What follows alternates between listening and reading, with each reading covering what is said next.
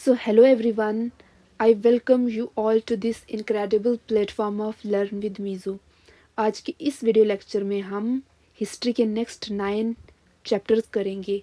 जैसा कि आप सब जानते हैं कि इससे पहले 2 वीडियोस आ चुकी हैं जिसमें हमने ऑलरेडी 18 चैप्टर एमसीक्यूज़ के डिस्कस किए हैं।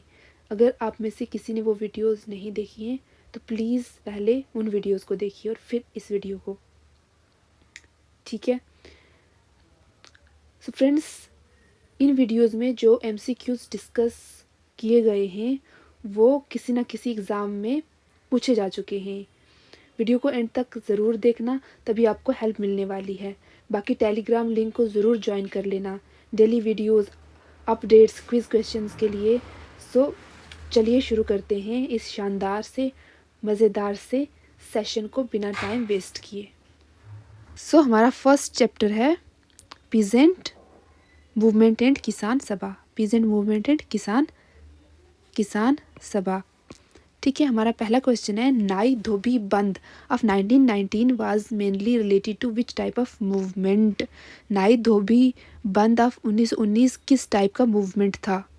Option A political agitation, option B social boycott, option C religious reform और option D tribal uprising. So सही जवाब है ऑप्शन बी, सोशल बाइकॉट। नाई धोबी बंद का मतलब था बार्बर्स यानी नाई और वॉशरमैन यानी धोबी का सामाजिक बहिष्कार यानी सोशल बाइकॉट। इसमें क्या हुआ था, जो नाई और धोबी लोग थे उन्होंने अपनी सर्विसेज को लैंडलॉर्ड्स को देने से मना कर दिया था, ठीक है। तो ये थी हमारे पास नाई धोबी बंद सोशल बाइकॉट, ठीक है।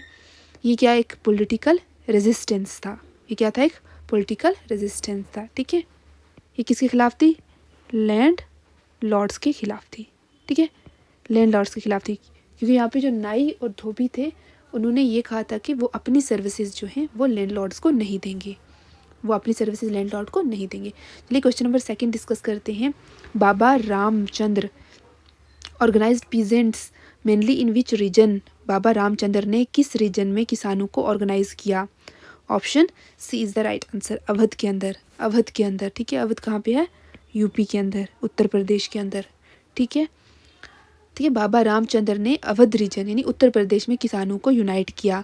उनका मूवमेंट ताल्लुकदार यानी ज़मींदार के अगेंस्ट था। किन के अगेंस्ट था? ज़मींदार के अगेंस्ट था, ज़मींदार के अगेंस्ट था, अगेंस्ट था, ठीक है। किनके अगेंस्ट था? ज़मींदार के अगेंस्ट था, ठीक है।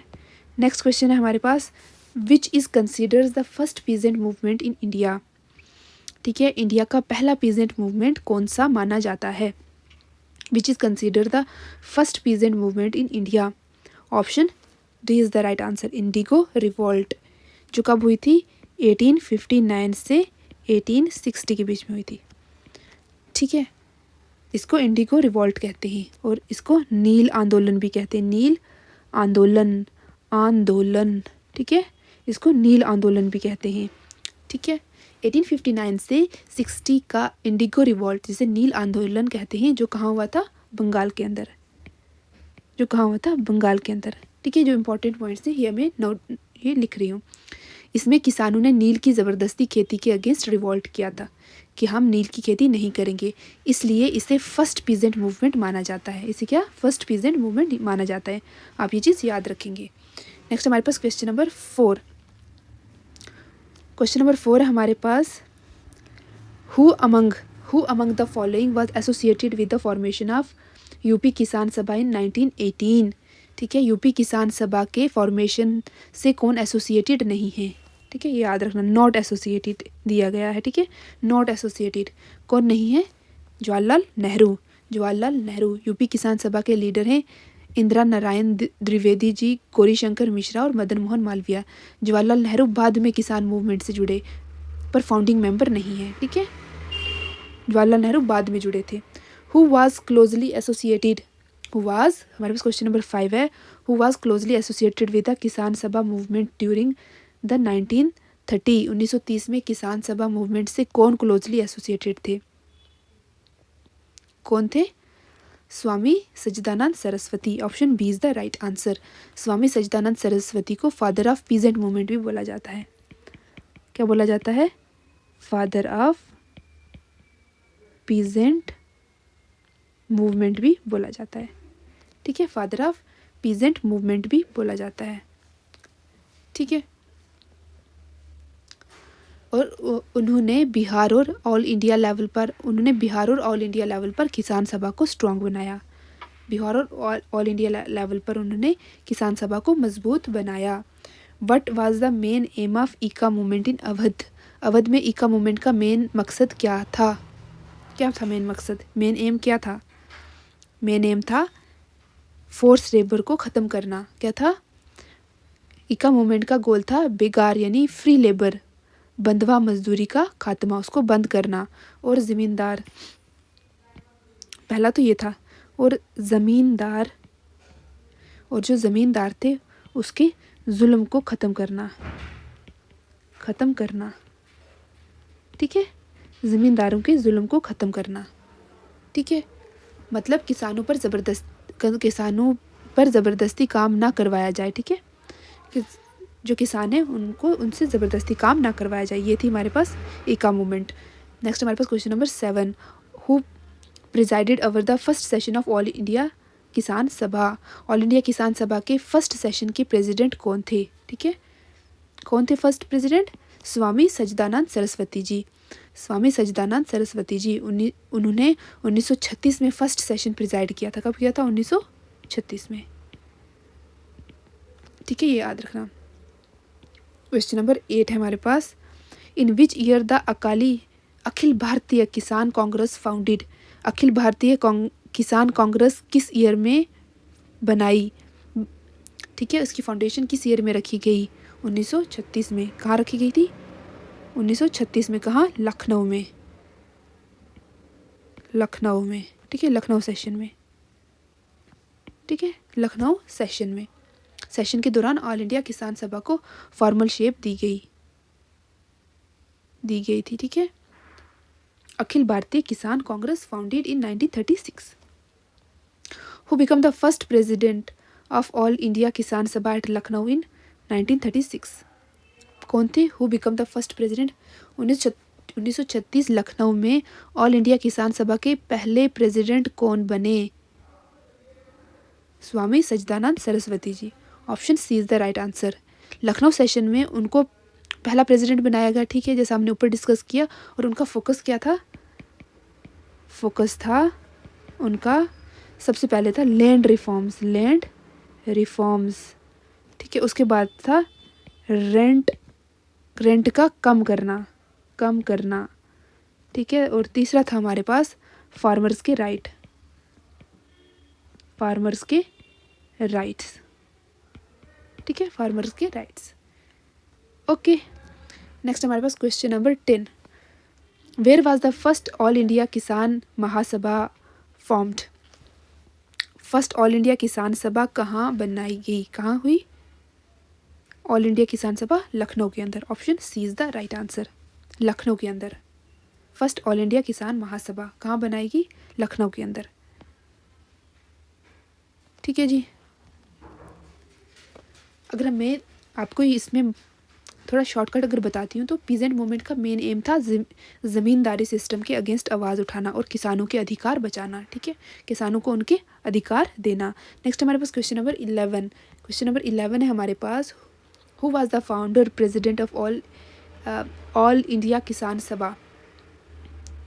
फाउंडर प्रेसिडेंट कौन थे? जैसा हमने डिस्कस किया, स्वामी सच्चिदानंद सरस्वती। देखो, तरह तरह से क्वेश्चन जो हैं वो पूछे जाते हैं। ठीक है, अगर मैं आपको थोड़ा सा अगर अभी तक जो मैंने आपको बताया वो बताऊं। ऑल इंडिया किसान सभा 1936 में लखनऊ सेशन में बनाई गई, नंबर 1। नंबर 2, फाउंडर प्रेसिडेंट थे स्वामी सच्चिदानंद सरस्वती जी। ठीक है, और उन्होंने किसानों को ऑर्गेनाइज करके कहा कि ज़िम्मेदारी सिस्टम ख़त्म होना चाहिए। ठीक है, सबसे पहले उन्होंने क्या कहा कि ज़िम्मेदारी सिस्टम जो है वो ख़त्म होना चाहिए। ज़िम्मेदारी सिस्टम ख़त्म होना चाहिए। नहीं लेना अंकल, नहीं ना। ज़िम्मेदारी सिस्टम ख़त्म होना चाहिए। ठीक है, ज़मींदारी सिस्टम ख़त्म होना चाहिए। Swami Sachchidanand Saraswati was mainly associated with which movement? Swami Sachchidanand Saraswati was mainly associated with which movement? कौन सी थी? हमारे पास किसानों के लिए जो मूवमेंट थी। ठीक है, किसानों के लिए movement, farmers movement in Bihar. ठीक है, हमारे पास नेक्स्ट क्वेश्चन है, question number 12। Swami Sachchidanand Saraswati was mainly associated with which movement? किस मूवमेंट से जुड़े थे वो फार्मर्स मूवमेंट, जो कहाँ पे हुई थी? बिहार के अंदर। ठीक है, जो कहाँ पे थी? बिहार के अंदर। ठीक है, फार्मर्स मूवमेंट इन बिहार। ठीक है, स्वामी सच्चिदानंद सरस्वती ने अपना काम मेनली बिहार के किसानों के लिए किया। उन्होंने बिहार में किसान सभा बनाई। फिर नंबर 2 क्या बनाई? बिहार के अंदर किसान सभा बनाई। ठीक है, किसान सभा बनाई। ठीक है, बिहार के अंदर किसान सभा बनाई। ठीक है, नेक्स्ट हमारे पास किसान सभा बनाई। ठीक है, आप ये याद रखेंगे। उसके बाद उन्होंने क्या किया? ज़मींदारों के अगेंस्ट स्ट्रगल की और किसानों को, मतलब किसानों को जोड़ा। ठीक है, मेनली बिहार में। ठीक है, फार्मर्स मूवमेंट इन बिहार, याद रखना। ठीक है, ये भी पूछा जा सकता है, ये भी पूछा जा सकता है। क्वेश्चन नंबर 13 है हमारे पास। Swami Sachchidanand Saraswati form the All India united Kisan Sabha with which demand? किस डिमांड के साथ की थी? अबॉलिश करना ज़मींदारी को बिफोर इंडिपेंडेंस। ठीक है, ऑल इंडिया यूनाइटेड किसान सभा का मेन डिमांड था कि ज़मींदारी सिस्टम को इंडिपेंडेंस से पहले ही ख़त्म करो। ठीक है, और ज़मींदारी सिस्टम में ज़मींदार ज़मीन का मालिक होता था। ठीक है, ज़मींदारी सिस्टम में क्या होता था? ज़मींदार जो होता था वो मालिक होता था और किसान मज़दूर की तरह काम करता था। बहुत ज़्यादा लगान देना पड़ता था। ठीक है, स्वामी सच्चिदानंद जी चाहते थे ज़मीन किसान की हो और बीच के जो ज़मींदार जो हैं वो ख़त्म हो। इसलिए उनकी डिमांड थी कि ज़मींदारी को ख़त्म करना चाहिए। ठीक है, सब मेहनत, सब चीज़ें मज़दूर करते थे, पर उनके नाम पे ज़मीन नहीं होती थी। ठीक है, बहुत एक्सप्लॉयटेशन होता था, जो पीजेंट्स उनके अंडर काम करते थे।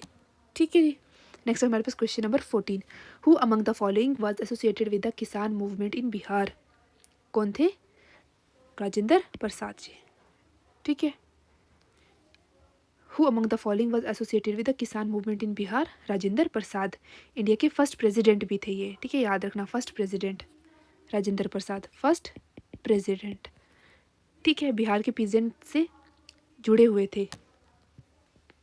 ठीक है, अगर हम बाकी बात करें, CR दास जो थे वो हमारे पास बंगाल की पॉलिटिक्स के साथ जुड़े हुए थे, और मोतीलाल नेहरू कांग्रेस लीडर थे, और भगत सिंह रेवोल्यूशनरी थे। ठीक है,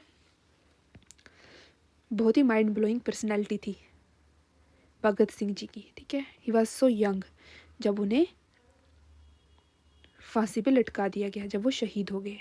ही was so young, so his socialist ideas are still relevant. Question number 15 है हमारे पास। The Tebhaga peasant movement in Bengal demanded. ठीक है, तिभागा मूवमेंट इन बंगाल क्या डिमांड करती थी? क्या होना चाहिए? रिडक्शन होना चाहिए ऑफ, किसका रिडक्शन होना चाहिए? लैंड लॉर्ड के शेयर का, फ्रॉम 1/2 to 1/3। ठीक है, तिभागा का मतलब होता है 2/3। Tebhaga share for peasant. कहते हैं कि लैंड लॉर्ड पहले क्या होता था? लैंड लॉर्ड के पास भी हाफ जाता था, और पीजेंट्स के पास भी 1/2 जाता था। ठीक है, दोनों के पास हाफ जाता था। लेकिन मूवमेंट की डिमांड क्या थी? ये जो मूवमेंट की डिमांड थी कि हमारे पास लैंड लॉर्ड जो थे उन्हें कितना मिलना चाहिए? 1/3 हिस्सा मिलना चाहिए, और किसानों को कितना मिलना चाहिए? 2/3। ठीक है, 2 हिस्से किसानों के होने चाहिए और 1 हिस्सा लैंड लॉर्ड का होना चाहिए। 2 हिस्से पीजेंट्स के होने चाहिए, क्योंकि ये इन्होंने ही पूरी मेहनत की होती है लैंड के ऊपर। सो इसलिए हमारे पास क्या है? इसी को बोलते हैं तिभागा मूवमेंट। 2/3 जो है वो पीजेंट को मिलना चाहिए। और एक स्लोगन भी बहुत मशहूर हुआ था यहाँ पे, आधी नहीं, आधी नहीं, आधी नहीं, ती भागा चाहिए, ती भागा चाहिए, ठीक है। ये पीजेंट ने ये वाला स्लोगन दिया था कि हमें आधा आधी चीज़ नहीं चाहिए, जो हम चीज़ जो मेहनत हम कमाते हैं उसका आधा हिस्सा नहीं चाहिए, बल्कि हमें उसके 2 हिस्से चाहिए, ठीक है। इसलिए आधी नहीं ती भागा चाहिए उन्होंने बोला था। नेक्स्ट हमारे पास who led the Bardoli Satyagraha of 1928, किन्होंने लेड किया था? सरदार वल्लभ भाई पटेल जी ने, ठीक है। बरदौली सत्याग्रह गुजरात में हुआ था, जब ब्रिटिश गवर्नमेंट ने लैंड रेवेन्यू बनाया था, ठीक है। जब जो हमारे पास क्या थे, अंग्रेज थे, उन्होंने बढ़ाया था, लैंड रेवेन्यू बढ़ाया था, जब लैंड रेवेन्यू बढ़ाया था, ठीक है। यहाँ पे हुआ था ये, ठीक है जी। सरदार वल्लभ भाई पटेल जी ने किया था, ठीक है। उनकी लीडरशिप इतनी स्ट्रांग थी कि किसान यूनाइटेड हो गए थे, गवर्नमेंट को टैक्स वापस लेना पड़ा था, और इसी के बाद उनको सरदार का टाइटल भी मिला था, ठीक है। उनको सरदार का टाइटल भी मिला था, यहाँ से उनके नाम के साथ सरदार जुड़ना शुरू हुआ, ठीक है। सो हमारे पास नेक्स्ट क्वेश्चन है, question number 17। In which movement did Sardar Vallabhbhai Patel play a major role, ठीक है। किस मूवमेंट में सरदार वल्लभ भाई पटेल ने बहुत अहम भूमिका निभाई? किसमें निभाई थी? बरदौली सत्याग्रह में, ठीक है जी। Bardoli Satyagraha, option D is the right answer, ठीक है। सरदार पटेल का सबसे इम्पोर्टेंट रोल बरदौली सत्याग्रह में था। उन्होंने क्या किया था? उन्होंने non payment of tax organise किया था, नॉन पेमेंट ऑफ टैक्स को ऑर्गेनाइज किया था, फार्मर्स को डिसिप्लिन सिखाया था, और ब्रिटिश गवर्नमेंट को झुकाया था। इसलिए उनकी पहचान बरदौली सत्याग्रह से जुड़ी हुई है, ठीक है जी। किससे जुड़ी हुई है? बरदौली सत्याग्रह से जुड़ी हुई है, ठीक है जी। Who conferred the title Sardar upon Vallabhbhai Patel? किसने सरदार का टाइटल कन्फर्ड किया था? किसने सरदार बोला था सबसे पहले? वुमेन ऑफ बरदौली, बरदौली की महिलाओं ने सबसे पहले वल्लभ भाई पटेल जी को सरदार का टाइटल दिया था। सरदार और बरदौली सत्याग्रह के दौरान बरदौली की महिलाओं ने वल्लभ भाई पटेल को सरदार कहा, जैसे मैंने बताया आपको, मतलब लीडर और कमांडर। सरदार का मतलब क्या हो गया? लीडर और कमांडर, ठीक है जी। लीडर और कमांडर, लीडर ये टाइटल फेमस हो गया था, ठीक है, सरदार का। Mahatma Gandhi gave Vallabhbhai Patel the title Sardar for his role in which movement? किस मूवमेंट में दिया गया था? बरदौली सत्याग्रह। देखो इस तरह से क्वेश्चंस आ सकते हैं एग्जाम्स में, ठीक है जी। गांधी जी ने ऑफिशियली पटेल को, ठीक है जी, ऑफिशियली पटेल जी को किसने दिया था? सरदार का टाइटल दिया था। किसने दिया था?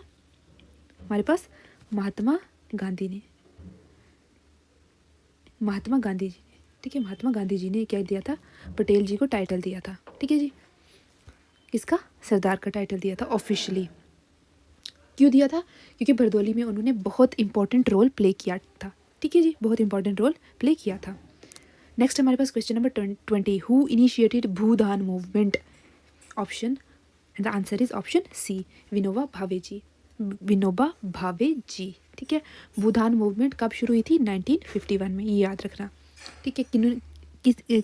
किन्होंने की थी ये? विनोबा भावे जी ने। किन्होंने की थी ये? विनोबा भावे जी ने की थी, ठीक है। आइडिया क्या था इनका? इनका आइडिया था कि जो अमीर ज़मींदार हैं उनसे ज़मीन लेके गरीबों को देना, ठीक है, उनसे ज़मीन को लेके गरीबों में देना, ठीक है। ज़मीन का पीसफुल रीडिस्ट्रीब्यूशन करना, रीडिस्ट्रीब्यूशन ऑफ लैंड, ठीक है, रीडिस्ट्रीब्यूशन ऑफ लैंड, ठीक है जी। आगे हम इसको डिटेल में देखेंगे।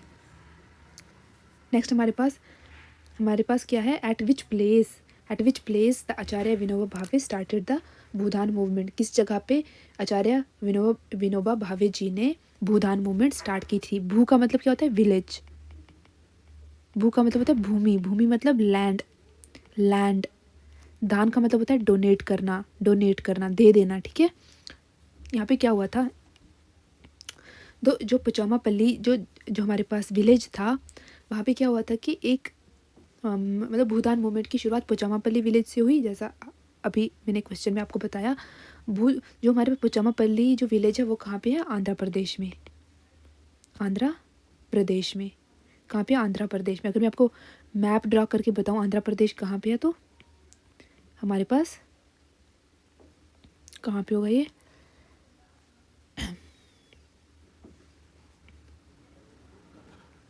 इस जगह पे, ठीक है, आंध्र प्रदेश यहाँ पे, ठीक है।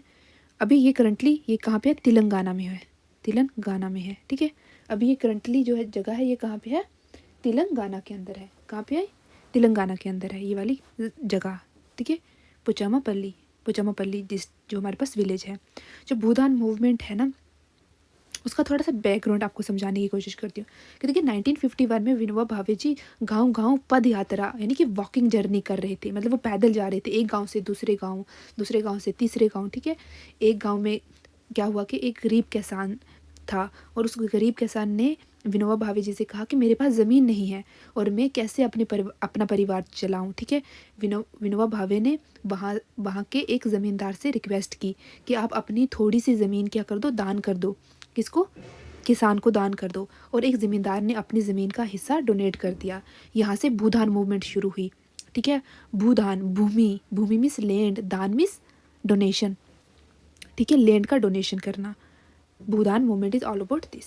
The Bhoodan movement began in which state, Andhra Pradesh, currently in Telangana, ठीक है जी, ये याद रखिएगा आप, आंध्र प्रदेश, आंध्र प्रदेश, ठीक है जी। नेक्स्ट हम देखेंगे trade union and communist party, trade union and communist party,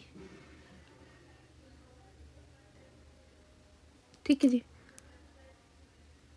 क्योंकि पोचामापल्ली जो है ना वो आंध्र प्रदेश में है, तो that is why Andhra Pradesh is the right answer. Okay, आपको होप समझ में आई चीज़ें, ठीक है जी। मेन एम क्या था, मतलब भूदान मूवमेंट का, भूदान मूवमेंट जो थे वो आचार्य विनोबा भावे जी ने स्टार्ट किया, जो किससे इंस्पायर्ड थे, महात्मा गांधी की फ़िलॉसफी से इंस्पायर्ड थे, जैसे नॉन वायलेंस हो गया, शेयरिंग हो गया, ठीक है। मेन एम क्या था इनका कि जो रिच लैंड लॉर्ड्स हैं अपनी ज़मीन का कुछ हिस्सा गरीब किसानों को दान कर दें, ठीक है। इससे क्या होगी, लैंड की इनइक्वालिटी जो है वो कम होगी और पीसफुली रीडिस्ट्रीब्यूशन होगी लैंड की, ठीक है। ये मतलब ये वो चाहते थे कि वो जो भी हो वॉलेंट्री, वॉलेंट्री क्या करें, डोनेशन करें, डोनेशन करें किसकी, वॉलेंट्री डोनेशन ऑफ लैंड, ठीक है, वॉलेंट्री डोनेशन ऑफ लैंड, कि जो कोई भी दान दे वो वॉलेंट्री तरीके से दे, ठीक है, कोई ज़ोर ज़बरदस्ती ना हो, ठीक है, दिल परिवर्तन होने चाहिए, ठीक है जी, कि सबकी भलाई, कि किसी एक इंसान की भलाई जो है वो सबकी भलाई में है। नेक्स्ट हमारे पास हम trade union and communist party करते हैं मॉडर्न इंडियन हिस्ट्री से, ठीक है। हमारे पास who among the following was the first leader to organize the labour movement in India, कौन थे, मिस्टर एम लोखंडे जी, ठीक है जी। इन्हें father of Indian trade union movement कहा जाता है, ठीक है, father of Indian trade union movement, Indian trade union movement, ठीक है जी। Who was the first president of all India trade union Congress, कौन थे, लाला लजपत राय, लाला लजपत राय, ठीक है जी। मैं थोड़ा सा आपको इंडियन ट्रेड यूनियन के बारे में बताना चाहूँगी कि जैसा मैंने बताया कि मिस्टर लोखंडे जी जो थे वो father of Indian trade union movement थे, ठीक है। इनका क्या था, कहा जाता है कि उन्होंने सबसे पहले क्या किया कि फैक्ट्री वर्कर्स को ऑर्गेनाइज़ किया, ठीक है, फैक्ट्री वर्कर्स को ऑर्गेनाइज़ किया, ठीक है जी, ठीक है, फैक्ट्री वर्कर्स को ऑर्गेनाइज़ किया, नंबर 1। नंबर 2 क्या किया इन्होंने, working hours, working hours, veggies, working hours और वेजीज और हॉलीडेज़ के लिए आवाज़ उठाई, हॉलीडेज़ के लिए आवाज़ उठाई कि उन्हें अच्छा, मतलब वर्किंग आवर्स फिक्स होने चाहिए कि इतने टाइम से इतने टाइम तक वर्कर जो हैं वो काम करेंगे, उनकी वेजेस भी फिक्स होनी चाहिए कि इतने घंटे काम करेंगे तो उन्हें इतना पैसा मिलेगा। और फिर उसके बाद क्या थी, हॉलीडेज़, उनकी जो छुट्टियां थी कि कितने दिन की छुट्टियां वो ले सकते, ये इनके खिलाफ आवाज़ उठाई क्योंकि बहुत ज़्यादा शोषण होता था वर्कर्स का, इसलिए उनको फर्स्ट लेबर लीडर भी माना जाता है, ठीक है, एम एन लोखंडे जी को। Next question number 2, who was the first president of all India trade union Congress, first president all India trade union Congress के कौन थे, लाला लाजपत राय जी, ठीक है। उन्होंने वर्कर्स के राइट्स को नेशनल मूवमेंट से जोड़ा था, उन्होंने क्या किया था, ज्वाइन किया था, उन्होंने जोड़ा था वर्कर्स राइट्स को राइट्स को किसके साथ जोड़ा था? नेशनल मूवमेंट के साथ, नेशनल मूवमेंट के साथ जोड़ा था। ठीक है जी। First trade union India founded in the year 1918 by, किसके द्वारा फर्स्ट ट्रेड यूनियन इंडिया जो है वो फाउंड की गई? किनके द्वारा की गई? एन.एम. जोशी जी के द्वारा। एन.एम. जोशी जी के द्वारा 1918 में मद्रास लेबर यूनियन बनी। ठीक है, क्या बनी? 1918 में क्या बनी? मद्रास लेबर यूनियन बनी। ठीक है जी, मद्रास लेबर यूनियन बनी। इंडिया की फर्स्ट ट्रेड यूनियन थी ये। इंडिया की क्या थी? फर्स्ट ट्रेड यूनियन थी। ठीक है, इसके फाउंडर थे एन.एम. जोशी जी, और ये यूनियन टेक्सटाइल वर्कर के लिए बनाई गई थी। किन के लिए बनाई गई थी? टेक्सटाइल वर्कर्स के लिए, ठीक है, टेक्सटाइल वर्कर्स के लिए बनाई गई थी। Who among the following founded the Ahmedabad textile labour association? Ahmedabad textile labour association किसके द्वारा बनाई गई? किसके द्वारा बनाई गई? अहमदाबाद एसोसिएशन 1918 में गांधी जी ने बनाई थी। किन्होंने बनाई थी? महात्मा गांधी जी ने बनाई थी। ठीक है जी। मजदूर महाजन संघ भी इसे बोला जाता है, मजदूर महाजन संघ। ठीक है, ये इसका दूसरा नाम है। ठीक है जी। ये यूनियन नॉन वायलेंस पर बेस्ड थी। किसके पर बेस्ड थी? मतलब गांधी जी की जितनी भी जो थी हमारे पास मूवमेंट्स थी वो किस पे? नॉन वायलेंस पर बेस्ड थी। ठीक है, नॉन वायलेंस पर बेस्ड थी, और वर्कर्स और मिल ऑनर्स के बीच पीस से सोल्यूशन कराती थी।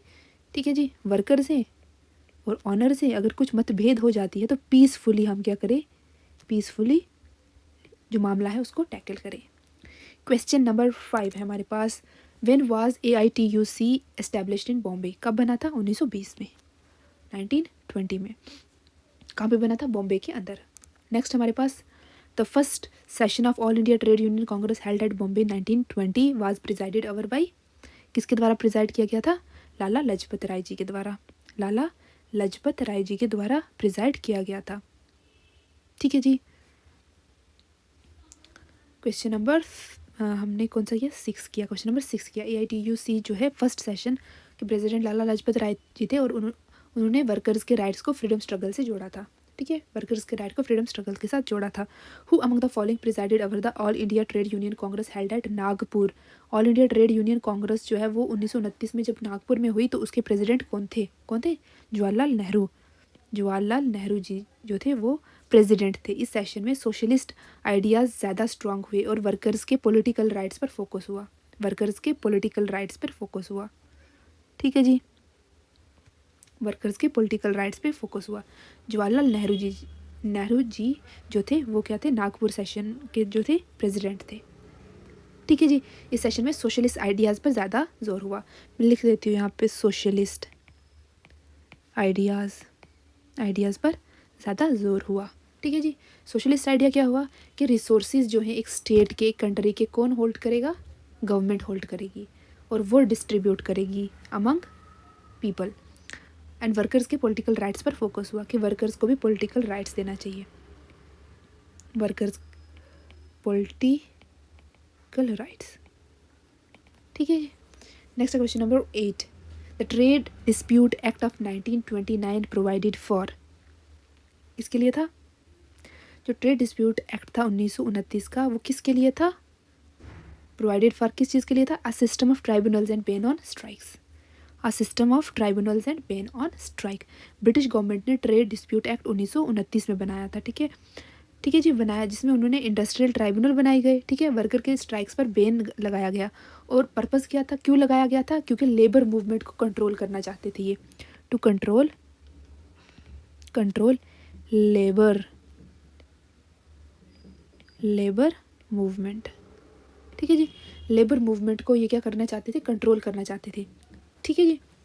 क्यों? क्योंकि अंग्रेज़ों के खिलाफ जो लेबरर थे वो इकट्ठे हो रहे थे अपने राइट्स के लिए, तो इसलिए वो चाहते थे कि इनको हम क्या करें? कंट्रोल करें। Who was the first Indian to become a member of Communist International? Communist International के पहले मेंबर कौन बने? M N. Roy ji, international communist leader, first Indian member of the Communist International. उन्होंने सोशलिस्ट और कम्युनिस्ट आइडियाज़ इंडिया में popular किए। ठीक है, communist and socialist idea. Social ideas, communist and socialist ideas. ठीक है जी, ठीक, ये था। उसके बाद हमारे पास the militant phase of the trade union movement in India was during, कब हुई थी? 1926 से 39, 1926 से 39। Option B is the right answer. Militant phase का मतलब क्या हुआ? मतलब ज़्यादा strike, more strikes by the labour union, aggressive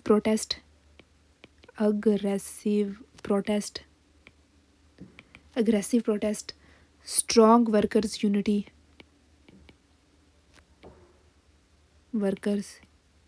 unity.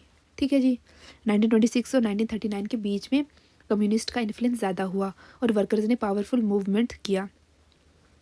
ठीक है जी, जैसा कि मैंने क्वेश्चन नंबर 9 में बताया आपको कम्युनिस्ट एंड सोशलिस्ट आइडियाज़, मैं आपको बताना चाहती हूँ थोड़ा सा इधर हम डिटेल देखते हैं। देखो हमारे पास 3 तरह की विचारधाराएं हैं, 3 तरह की आइडियोलॉजी है। एक तो कैपिटलिस्ट है, एक क्या है? कैपिटलिस्ट है। एक है हमारे पास सोशलिज्म है, कैपिटलिज्म है, सोशलिज्म है और कम्युनिज्म है। ठीक है, कम्युनिज्म है, सोशलिज्म है और हमारे पास कैपिटलिज्म है, कैपिटलिज्म। ठीक है जी, ये हमारे पास 3 तरह की विचारधाराएं हैं। ठीक है, देखती हूँ मैं नीचे कहीं जगह हो तो वहाँ मैं आपको बताऊँगी। यहीं पे बताते हैं ना, यहीं पे छोटा छोटा लिखते हैं। सबसे पहले हम लिखते हैं ऑनरशिप। अगर मैं कैपिटलिस्ट की बात करूँ तो यहाँ पे प्राइवेट ऑनरशिप है। ठीक है जी, प्राइवेट ऑनरशिप है। यहाँ पे पब्लिक ऑनरशिप भी है, प्लस पब्लिक और प्राइवेट दोनों की ऑनरशिप है सोशलिज्म में। और कम्युनिज्म में क्या है? सिर्फ कॉमन ऑनरशिप है। यहाँ पे no private ownership, only public ownership communism में। ठीक है जी, ये 3 विचारधाराएं हैं और इन्हीं तीनों से कोई ना कोई कंट्री जो है वो, इन तीनों में से कोई ना कोई एक विचारधारा जो है वो अपनी कंट्री के अंदर जो है वो फॉलो करती है। ठीक है, इकोनॉमिक प्लानिंग की बात करें तो ये मार्केट ड्रिवन। ठीक है, डिमांड एंड सप्लाई। ठीक है जी, डिमांड होगी किसी चीज़ की तो प्रोडक्ट की सप्लाई होगी। ठीक है जी, यहाँ पे क्या होता है? सेंटर और स्टेट प्लान करती है कि मार्केट के एलिमेंट्स कैसे होने चाहिए। और यहाँ पे क्या होती है? फुली प्लान्ड इकोनॉमी होती है और कोई भी मार्केट नहीं होती। यहाँ पे नो मार्केट। ठीक है, यहाँ पे कोई भी मार्केट नहीं होती है। यहाँ पे जो गवर्नमेंट का रोल होता है, रोल ऑफ गवर्नमेंट बहुत कम होता है, मिनिमल होता है। ठीक है, यहाँ पे बहुत मिनिमल होता है। यहाँ पे एक्टिव होती है पर वेलफेयर दिमाग में रखती है कि भला होना चाहिए। ठीक है, प्रॉपर डिस्ट्रीब्यूशन होना चाहिए। यहाँ पे कंप्लीट कंट्रोल होता है गवर्नमेंट का, कंप्लीट कंट्रोल ऑफ गवर्नमेंट। ठीक है, आई होप आपको समझ आ रही हैं चीज़ें। ठीक है, इसमें से सबसे बैलेंस कौन सी है? सोशलिज्म है। ठीक है, अगर हम कंट्रीज़ की बात करें, कैपिटलिस्ट कंट्री कौन सी है? USA, Singapore. ठीक है, सिंगापुर। ठीक है, अगर हम सोशलिज्म की बात करें, हमारी country India is a mixed economy, socialist economy. ठीक है, यहाँ पे पब्लिक प्राइवेट दोनों मिल के काम करते हैं। ठीक है, वेलफेयर सोसाइटी, मिक्स्ड इकोनॉमी। ठीक है, स्वीडन हो गया, इंडिया, स्वीडन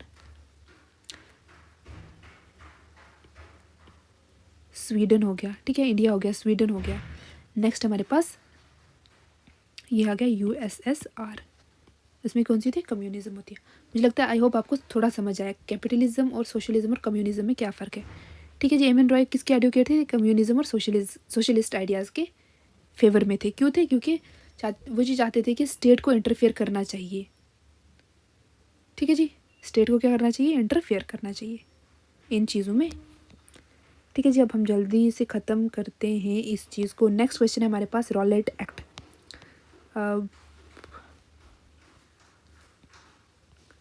नेक्स्ट है हमारे पास रॉलेट एक्ट। क्वेश्चन के नंबर क्या है? क्वेश्चन क्या है कि Rowlatt act, in which year Rowlatt act was enacted. कब हुआ था रॉलेट एक्ट? 1919 में, 1919 में रॉलेट एक्ट बना था। ठीक है, रॉलेट एक्ट 1919 में बना था। और ये इसका दूसरा नाम क्या है? एनार्कियल एनार्कियल एंड रेवोल्यूशनरी क्राइम्स एक्ट 1919, ये इसका दूसरा नाम था।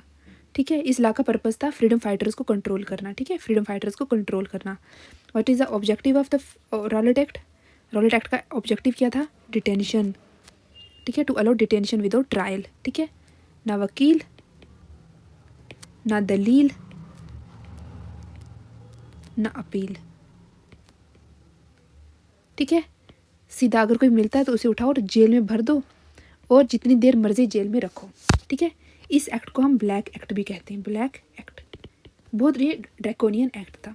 ठीक है, why did the Rowlatt act created wide spread resentment among Indians? क्यों हुआ था? क्योंकि इसने क्या किया था? It permitted imprisonment without trial. ठीक है, ना वकील ना दलील ना अपील, सीधा उठाओ और जेल में डाल दो जितनी देर मर्जी, अनलिमिटेड टाइम तक अब जेल में रख सकते हो। क्वेश्चन नंबर क्या कहता है कि ये लॉ उनके सिविल राइट्स को हर्ट करता था। नेक्स्ट हमारे पास the Rowlatt act was primarily introduce to control the nationalist and revolutionary activities. British ये चाहते थे कि अगर इस तरह से रेवोल्यूशनरी एक्टिविटीज़ या फिर नेशनलिस्ट एक्टिविटीज़ होती रही तो एक दिन ऐसा आएगा कि हमें बोरिया बिस्तरा बांध के वापस जाना पड़ेगा ब्रिटेन। सो इन चीज़ों को कंट्रोल करने के लिए, ठीक है, उन्होंने रॉलेट एक्ट पास किया था। ठीक है जी, who was the viceroy of India at the time of the passing of the Rowlatt act? Lord Chelmsford. Lord Chelmsford जो थे वो रॉलेट एक्ट जब पास हुआ था तब क्या थे? वो क्या थे? वाइस रॉय थे। इनका कार्यकाल था 1916 से लेके 1921 तक। ठीक है जी, 1916 से लेके 1921 तक उन्हीं के टाइम पे हमारे पास क्या आया? रॉलेट एक्ट आया। ठीक है जी, क्वेश्चन नंबर 6 है why did the Indian national Congress oppose the Rowlatt Act? Because, क्यों किया था? यस, फ्रीडम ऑफ स्पीच खत्म हो रही थी इसकी वजह से। ठीक है, it curtail the civil liberties. Most important question, Rowlatt Act मतलब कि इंडियन नेशनल कांग्रेस ने रॉलेट एक्ट को अपोज क्यों किया था? क्योंकि इसकी वजह से जो सिविल लिबर्टीज़ थी वो खत्म हो रही थी, पर्सनल लिबर्टी वायलेट हो रही थी। ठीक है, इसलिए कांग्रेस ने कहा ये लॉ लिबर्टीज़ के अगेंस्ट है, मतलब आज़ादी के अगेंस्ट है। Gandhi's first major all India political action was? पहला कौन सा था गांधी जी का एक्शन? हमारे पास रॉलेट सत्याग्रह। रॉलेट सत्याग्रह जो कब हुआ था? 1919 में। ठीक है, 1919 में स्टार्ट किया। पहले ऑल इंडिया लेवल मूवमेंट था और बेस्ड ऑन नॉन वायलेंस और प्रोटेस्ट पे बेस्ड था। Question number 8, who propose the idea of no tax campaign against the Rowlatt Act? No tax campaign किसने? महात्मा गांधी जी ने। महात्मा गांधी जी ने की थी। ठीक है, गांधी जी ने कहा ब्रिटिश लॉ अनजस्ट है, लोग टैक्स ना दें और पीसफुल प्रोटेस्ट करें, इसलिए आंसर महात्मा गांधी है। ठीक है, anarchical and revolutionary crimes act of 1919 came to be known as Rowlatt act, जैसा हमने ऊपर देखा, रॉलेट एक्ट। ठीक है, लोग इसे रॉलेट एक्ट कहते थे। असली नाम तो एनार्कियल एंड रेवोल्यूशनरी क्राइम्स एक्ट 1919 था, लेकिन लोग इसे रॉलेट एक्ट कहते थे। लोग इसे रॉलेट एक्ट कहते थे। क्वेश्चन नंबर 10 है हमारे पास, which event occurred immediately before the Jallianwala Bagh massacre? Implementation of the Rowlatt act. ठीक है, implementation of the Rowlatt act. ठीक है जी, मार्च 1919 में रॉलेट एक्ट इंप्लीमेंट होता है और अप्रैल 13, 1919 में जलियांवाला बाग मैसेकर होती है, इसलिए मैसेकर से जस्ट पहले रॉलेट एक्ट हुआ था। ठीक है जी, जलियांवाला बाग कब हुआ था हत्याकांड? अप्रैल 13, 1919 और रॉलेट एक्ट का पास हुआ मार्च में, मार्च 1919। ठीक है जी, ये सारी चीज़ें हैं यहाँ तक। क्वेश्चन नंबर 11 है हमारे पास, on which date did the Jallianwala Bagh massacre take place? Jallianwala हत्याकांड जो है वो कब हुआ था? Option C is the right answer. ये डेट याद रखना, 13 अप्रैल। ठीक है, 13 अप्रैल। 3 का स्केयर कितना होता है? 9। ठीक है, 1990। ठीक है, 3 से याद रखना 9। ठीक है, 13 अप्रैल 1919। ठीक है, जलियांवाला बाग मैसेकर 13 अप्रैल 1919 को हुआ था। ये दिन बैसाखी फेस्टिवल का दिन था और जब लोग गार्डन में जमा हुए थे, जनरल डायर ने बिना वार्निंग फायरिंग किया था उन पे। ठीक है, और ये one of the most chilling incident था इंडियन हिस्ट्री का, मॉडर्न इंडियन हिस्ट्री का।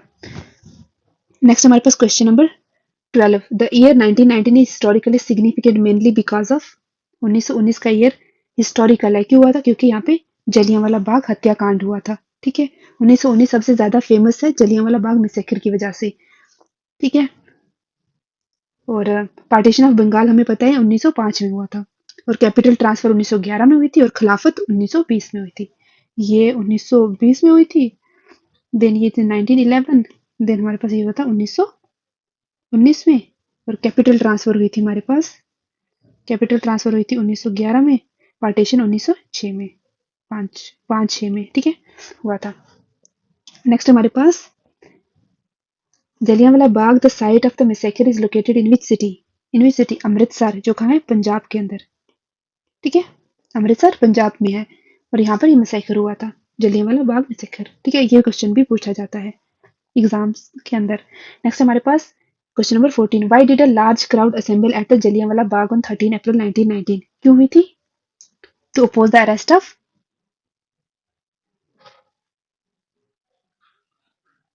To oppose the arrest of Saifuddin Kitchlew ji and doctor Satyapal Malik ji, ठीक है। इन दोनों का अरेस्ट किया गया था रॉलेट एक्ट के अंडर, तभी लोग यहाँ पे बैसाखी वाले दिन इकट्ठे हुए थे, ठीक है। दो लीडर्स थे, doctor Saifuddin Kitchlew and doctor Satyapal ji को ब्रिटिश ने अरेस्ट कर लिया था। लोग उनके अरेस्ट के खिलाफ प्रोटेस्ट करने के लिए जमा हुए थे, बैसाखी भी थी और ये सब था, ठीक है। तो ठीक है जी। नेक्स्ट हमारे पास क्वेश्चन नंबर 15, क्वेश्चन नंबर 15 है, the people gathered mainly to, लोग क्यों इकट्ठा हुए थे जलियांवाला बाग में? Protest against arrest of the leader, true. Offer prayer for the Baisakhi, yes. Condemn British atrocities is also true. The option D is the right answer, all of the above, ठीक है। Arrest का protest करने के लिए इकट्ठा हुए थे, ठीक है। डॉक्टर सैफुद्दीन किचलू और डॉक्टर सत्यपाल मलिक जो थे उनके उनके लिए इकट्ठा हुए थे। Then offer prayers for the Baisakhi, Baisakhi prayers के लिए इकट्ठा हुए थे। देन हमारे पास ब्रिटिश जुल्म के खिलाफ आवाज उठाई थी, ब्रिटिश जुल्म के खिलाफ क्या की थी, आवाज उठाई थी। नेक्स्ट हमारे पास which Indian personality renounce the British knighthood in the protest against the Punjab atrocities of 1919, which Indian personality, किस इंडियन पर्सनैलिटी ने अपना नाइटहुड का जो टाइटल था उसे छोड़ दिया था? किसे छोड़ा था? रविंद्रनाथ टैगोर जी ने, ठीक है। क्योंकि पंजाब में जो एट्रोसिटी हुई थी जलियांवाला बाग में, तो उसके लिए उन्होंने अपना जो नाइटहुड का जो अंग्रेजों ने उन्हें टाइटल दिया था नाइटहुड का, वो उन्होंने वापस कर दिया था। Rabindranath Tagore surrendered his knighthood title in the protest against Jallianwala Bagh massacre, ये याद रखना आप, ठीक है। देखो मैंने इतने सारे क्वेश्चन एक टॉपिक पे इसलिए रखे हुए हैं कि आप देखो कि क्वेश्चन किस तरह से पूछे जाते हैं, ठीक है।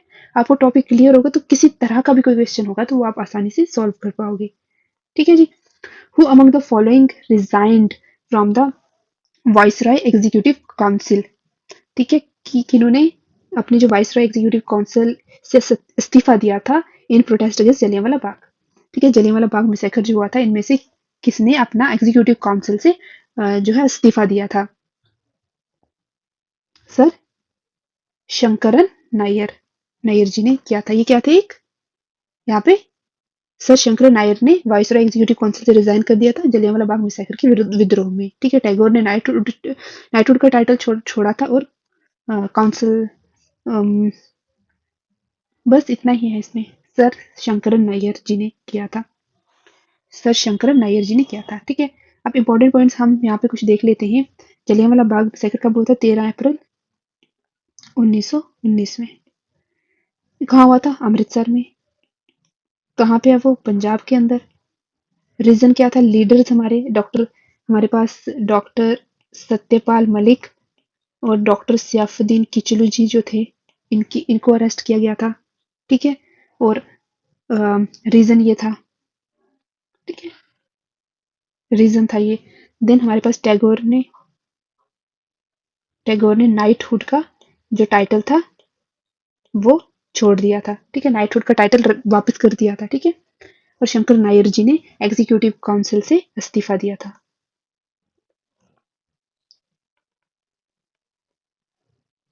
नायर, ठीक है, यहां से इन्होंने इस्तीफा दे दिया था। नेक्स्ट है हमारे पास खिलाफत मूवमेंट, खिलाफत मूवमेंट, ठीक है। Who was elected as president of all India Khilafat movement conference? कौन थे? मोहम्मद महात्मा गांधी, मोहम्मद अली जिन्ना, मौलाना शौकत अली, मोतीलाल नेहरू। कौन थे? मौलाना Shaukat Ali, Maulana Shaukat Ali elected as the president of Khilafat conference. Khilafat conference के जो प्रेसिडेंट है वो कौन थे? ऑल इंडिया खिलाफत कॉन्फ्रेंस के प्रेसिडेंट कौन थे? President of all India Khilafat conference, ठीक है, मौलाना शौकत अली। ठीक है, खिलाफत मूवमेंट के मेन लीडर्स थे अली ब्रदर्स, मोहम्मद अली एंड शौकत अली। और ऑल इंडिया खिलाफत कॉन्फ्रेंस के प्रेसिडेंट थे मौलाना शौकत अली बने थे। ठीक है, मौलाना शौकत अली बने थे। ठीक है, ऑल इंडिया खिलाफत कॉन्फ्रेंस के। Who among the following was elected as the president of All India Khilafat Conference? मौलाना शौकत अली। ठीक है, मौलाना शौकत अली, अली ब्रदर्स में से मौलाना शौकत अली बने थे। नेक्स्ट हमारे पास what was the main reason behind Mahatma Gandhi support to the Khilafat movement. Khilafat movement को महात्मा गांधी ने सपोर्ट किया था? क्यों किया था? क्योंकि वो चाहते थे कि हिंदू मुस्लिम एक हो जाए और अंग्रेजों के खिलाफ खड़े हों। ठीक है, ठीक है जी, option B is the right answer. Gandhi wanted to gain the support of Indian Muslims against British rule.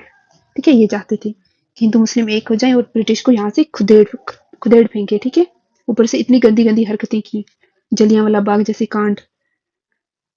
Next हमारे पास, इसलिए हमें क्या करना चाहिए? जब कुछ गलत हो तो आवाज उठानी चाहिए, हमें एकजुट होके रहना चाहिए, हमें रंग, नस्ल और रिलीजन के बेसिस पे नहीं लड़ना चाहिए एक दूसरे के साथ। ठीक है, क्योंकि फिर हमें कोई भी कुछ भी बना के चला जा सकता है। Unity is power. नेक्स्ट हमारे पास question number 3। Khilafat movement received support from home. Khilafat movement को किसने सपोर्ट किया था? महात्मा गांधी जी ने। Option D is the right answer. ठीक है, option D is the right answer. Question number 4। Question number 4 है हमारे पास, which of the following was were prominent leader associated with the Khilafat movement. Khilafat movement में कौन से थे? अली ब्रदर्स, बोल, Mohammad Ali and Shaukat Ali, Maulana Mohammad Ali and Shaukat Ali. Option A is the right answer, Ali brothers. इन दोनों को हम क्या कहते हैं? Ali brothers.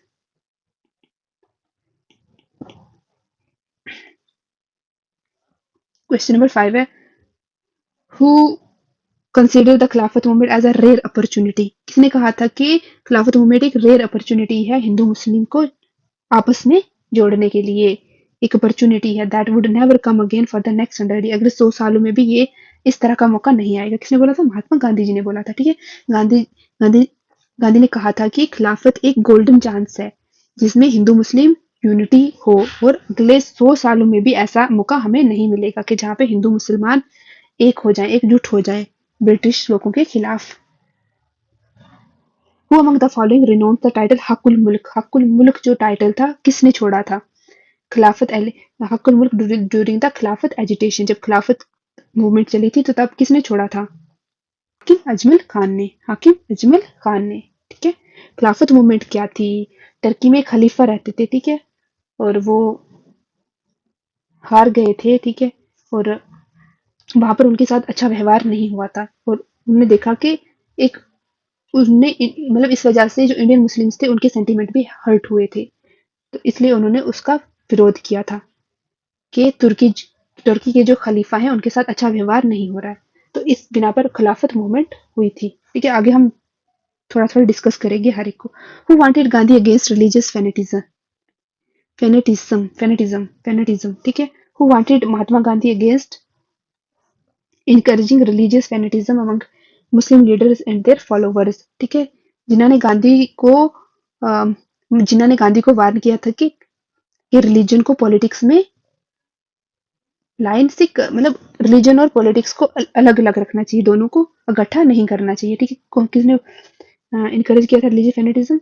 Against Gandhi against religious fanaticism among Muslim leaders and their followers, Mohammad Ali Jinnah ji ने किया था। ठीक है, क्वेश्चन नंबर 8 है हमारे पास, which of the following leader openly opposed Mahatma Gandhi participation in the Khilafat movement.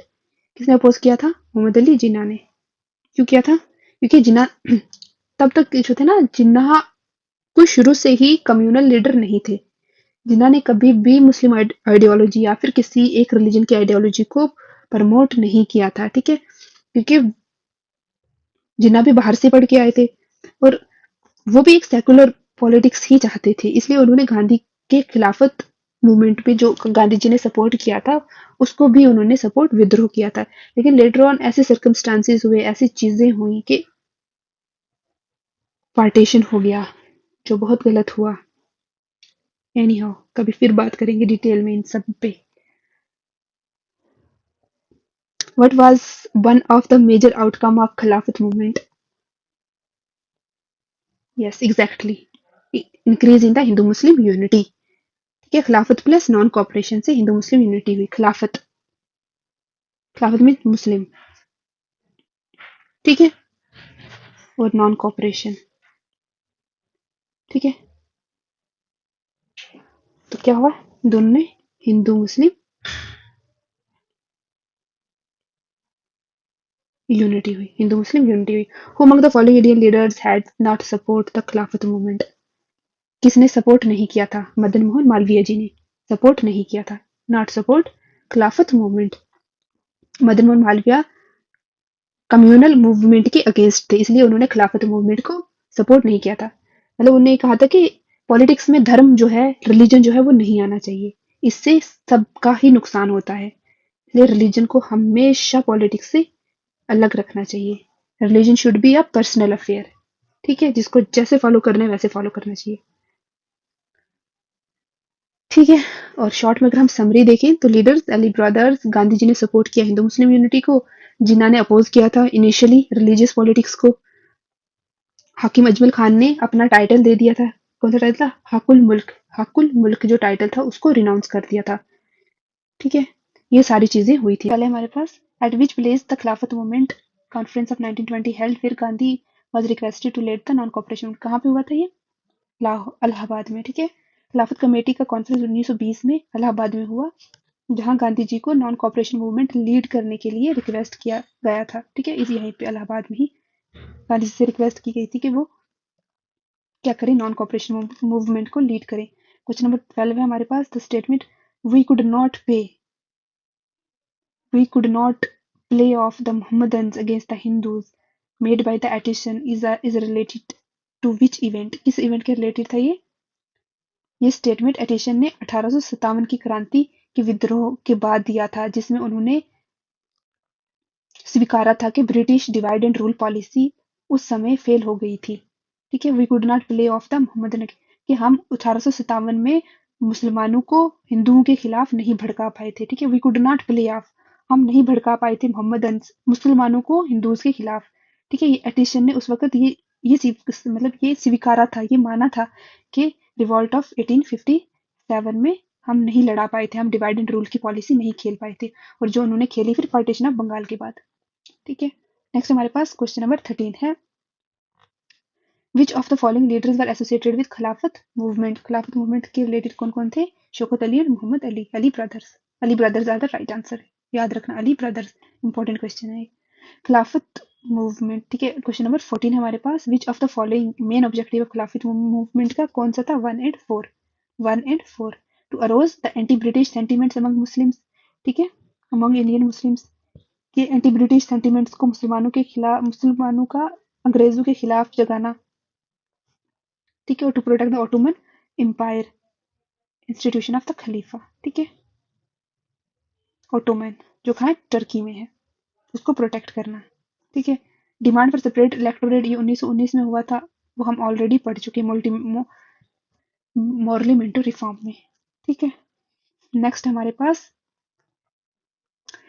Question number 1 है, विच movement launched by Mahatma Gandhi is considered as the first mass movement in India? Gandhi ji की पहली मास मूवमेंट कौन सी थी? Option B is the right answer, non cooperation movement. Non cooperation movement 1920 में चली, 1920 में चली। और यहाँ पहली बार क्या होता,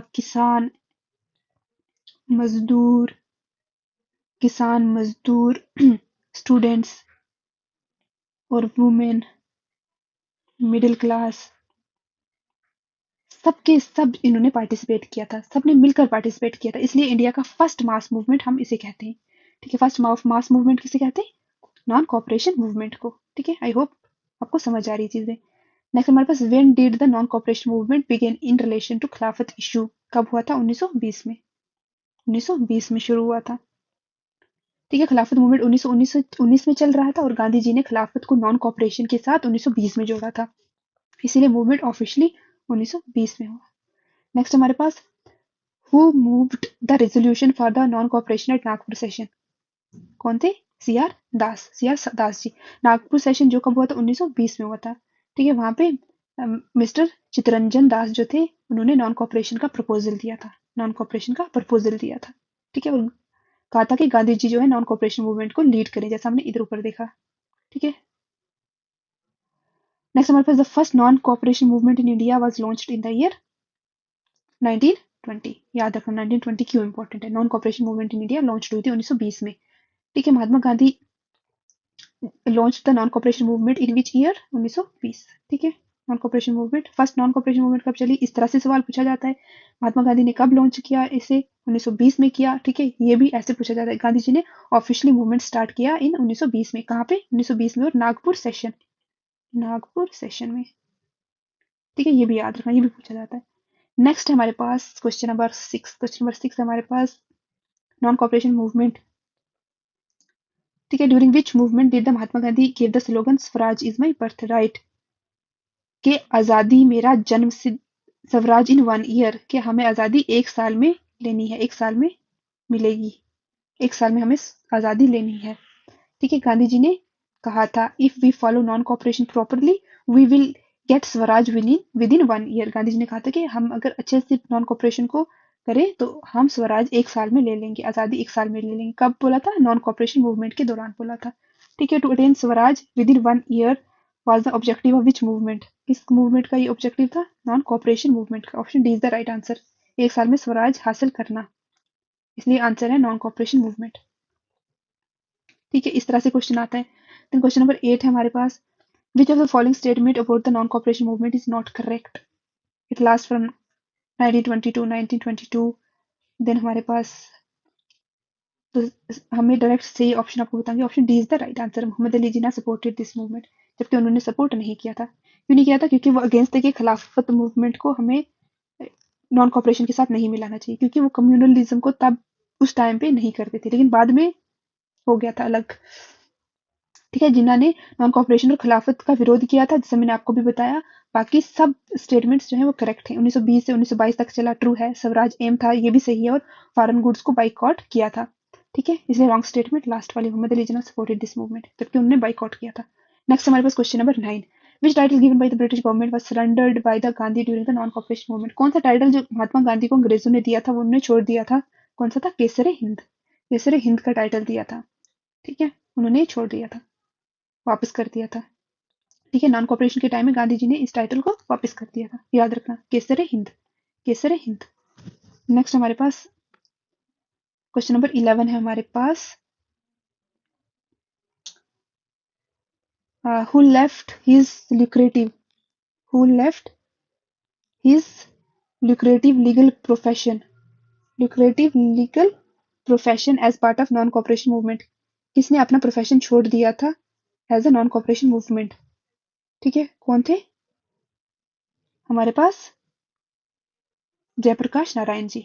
यस, राइट आंसर हमारे पास Jayaprakash Narayan ji is the right answer.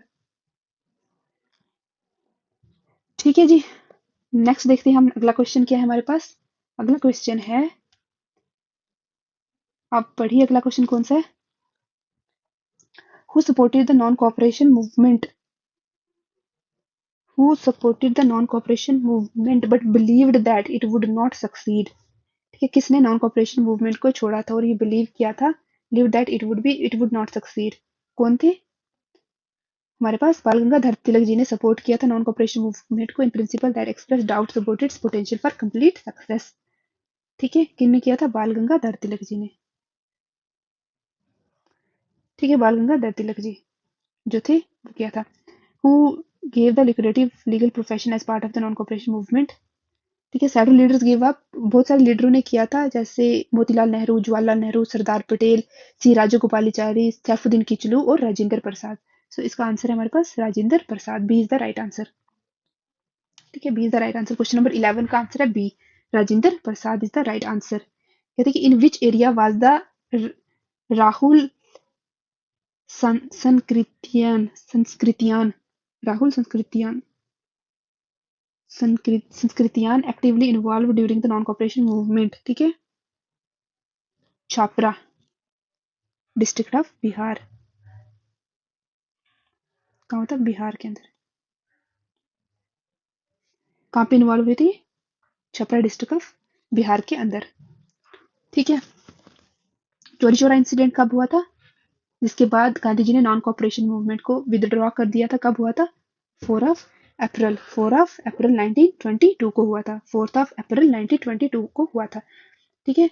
चोरी चोरा हत्याकांड, यहाँ पे क्या किया था लोगों ने, बहुत सारी भीड़ जो है वो एक पुलिस स्टेशन के अंदर चली गई थी, ठीक है, गोरखपुर के अंदर, ठीक है। कहाँ पे हुआ था ये, गोरखपुर के अंदर हुआ था, और वहां पे बहुत सारी भीड़ जो है वो अंदर चली गई थी, जिससे क्या हुआ था कि उन्होंने उस वो जो क्या कहते पुलिस स्टेशन था उसको आग लगा दी थी, ठीक है। ये इस तरह से वायलेंट हो गई थी नॉन नॉन कॉपरेशन मूवमेंट, तो फिर गांधी जी ने इसको विदड्रॉ कर लिया था, लेटर ऑन इस मूवमेंट को विदड्रॉ कर लिया था। चोरी चोरा located in which district, Gorakhpur, याद रखना Gorakhpur is the right answer, ठीक है। यहाँ पे ये वायलेंट इंसिडेंट हुआ था। नेक्स्ट हमारे पास question number 16, which incident force Mahatma Gandhi to suspend the non cooperation movement, Jallianwala sorry Chauri Chaura incident, exact चोरी चोरा इंसिडेंट हुआ था, क्योंकि गांधी जी चाहते थे कि नॉन वायलेंट तरीके से ये मूवमेंट चले, ठीक है। उनका ये मानना था कि अगर लोग वायलेंट हो जाएंगे तो ब्रिटिश लोगों को बहाना मिल जाएगा इन्हें और ज्यादा प्रताड़ित करने का, उनके ऊपर और ज्यादा एट्रोसिटीज करने का, ठीक है, लोग और ज्यादा लोगों को मारेंगे, इसलिए वो चाहते थी कि नॉन कॉपरेशन मूवमेंट जो है वो नॉन वायलेंट तरीके से हो, वहां पे कुछ भी खून खराबा ना हो। लेकिन चोरी चोरा में इसका पूरा उल्टा हुआ कि भीड़ घुस गई थी एक पुलिस स्टेशन में, जो कहाँ पे था, गोरखपुर में, ठीक है। भीड़ जमा थी वहां पे और उन्होंने उस पुलिस स्टेशन को आग लगा दी थी, ठीक है।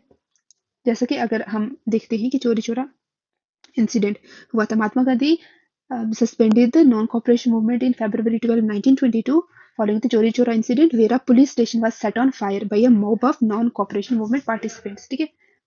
एक जो भीड़ थी उसने आग लगा दी थी वहां पे, जैसे मैंने अभी आपको बताया है, ठीक है। Mahatma Gandhi suspended non cooperation movement mainly because, क्योंकि वहां पे वायलेंस हो गया था, कहाँ पे, चोरी चोरा में। Why did Mahatma Gandhi withdraw the non cooperation movement इन 1922, क्यों क्यों किया था, क्योंकि वायलेंस ब्रोक हुआ था, कहाँ पे, चोरी चोरा में, sorry. After withdrawing the non-cooperation movement, which movement did Gandhi ji called the Himalayan blunder? Himalayan blunder किसको कहा था गांधी जी ने, ठीक है। नॉन कॉपरेशन मूवमेंट को विदड्रॉ करने के बाद which movement called the Gandhi ji Himalayan blunder, ठीक है। हिमालयन ब्लंडर किसे कहा था, non cooperation movement, which movement did Gandhi ji call Himalayan blunder. इसका सही आंसर आप बताइए जल्दी से, ऑप्शन ए इज चोरी चोरा इंसिडेंट, ठीक है। चोरी चोरा इंसिडेंट क्यों हुआ था, क्योंकि हमारे पास वहां पे वायलेंस हो गया था, ठीक है। एग्जैक्टली।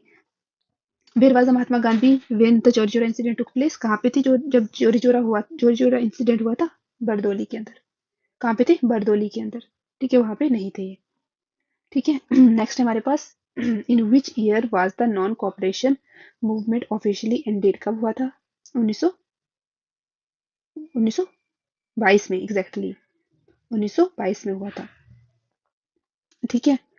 1922 में हमारे पास हुआ था। नॉन कॉपरेशन मूवमेंट 1920 में स्टार्ट हुआ था, लेकिन चोरी चोरा इंसिडेंट जो था 1922 में हुआ था, ठीक है। गांधी जी चाहते थे कि अहिंसा रहे, हिंसा ना हो, लेकिन उसका उल्टा हुआ था।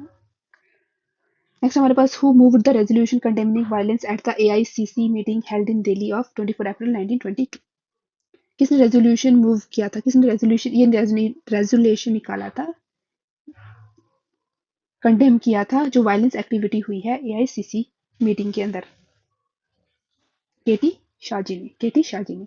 चोरी चोरा के बाद दिल्ली में एआईसीसी मीटिंग हुई थी 24 अप्रैल 1922 को। इस मीटिंग में वायलेंस की निंदा की गई थी, ठीक है। किसने की थी, केटी शाहजी ने की थी, ठीक है।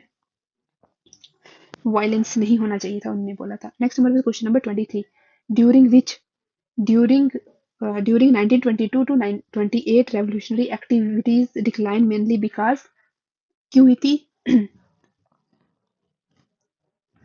Postponement of the non cooperation movement, ठीक है, रेवोल्यूशनरी एक्टिविटीज डिक्लाइन हो गई थी क्योंकि चोरी चोरा हुआ, चीजें बंद गांधी जी ने कर दी थी और उसकी वजह से रेवोल्यूशनरी एक्टिविटीज डिक्लाइन कर दी गई थी। ऐसा कहा जाता है कि अगर गांधी जी उस टाइम पे 1922 में अगर ये मूवमेंट जारी रखते, अगर विदड्रॉ नहीं करते, तो आज़ादी हमें पहले ही मिल जाती। ऐसे कुछ हिस्टोरियंस का मानना है, ठीक है। नेक्स्ट हमारे पास जब नॉन कॉपरेशन मूवमेंट बंद हो गया, लोग कंफ्यूज्ड हो गए, ठीक है। लोग क्या हुए? कंफ्यूज्ड हो गए थे। तो इस वजह से 1922 के बीच रेवोल्यूशनरी एक्टिविटीज,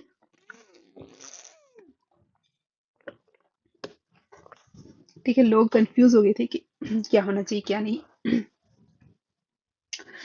ठीक है। लोगों को नहीं पता चला, अचानक से विदड्रॉ कर दी गई नॉन कॉपरेशन मूवमेंट, इतनी सारी मास मोबिलाइजेशन हुई थी लेकिन फिर भी विदड्रॉ हो गई।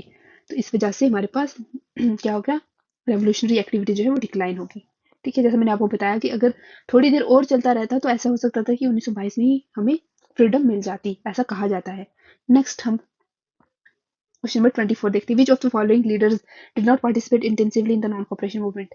किन्होंने पार्टिसिपेट नहीं किया था? रविंद्रनाथ टैगोर जी ने, ठीक है, नहीं किया था। जवाहरलाल नेहरू, मोतीलाल नेहरू और सुभाष चंद्र बोस ने एक्टिवली पार्टिसिपेशन किया था। लाइक रविंद्रनाथ टैगोर ने मूवमेंट का फुल सपोर्ट नहीं किया, वो बाइकआउट और मास एजिटेशन के अगेंस्ट थे, ठीक है, बाइकआउट और मास एजिटेशन के अगेंस्ट थे।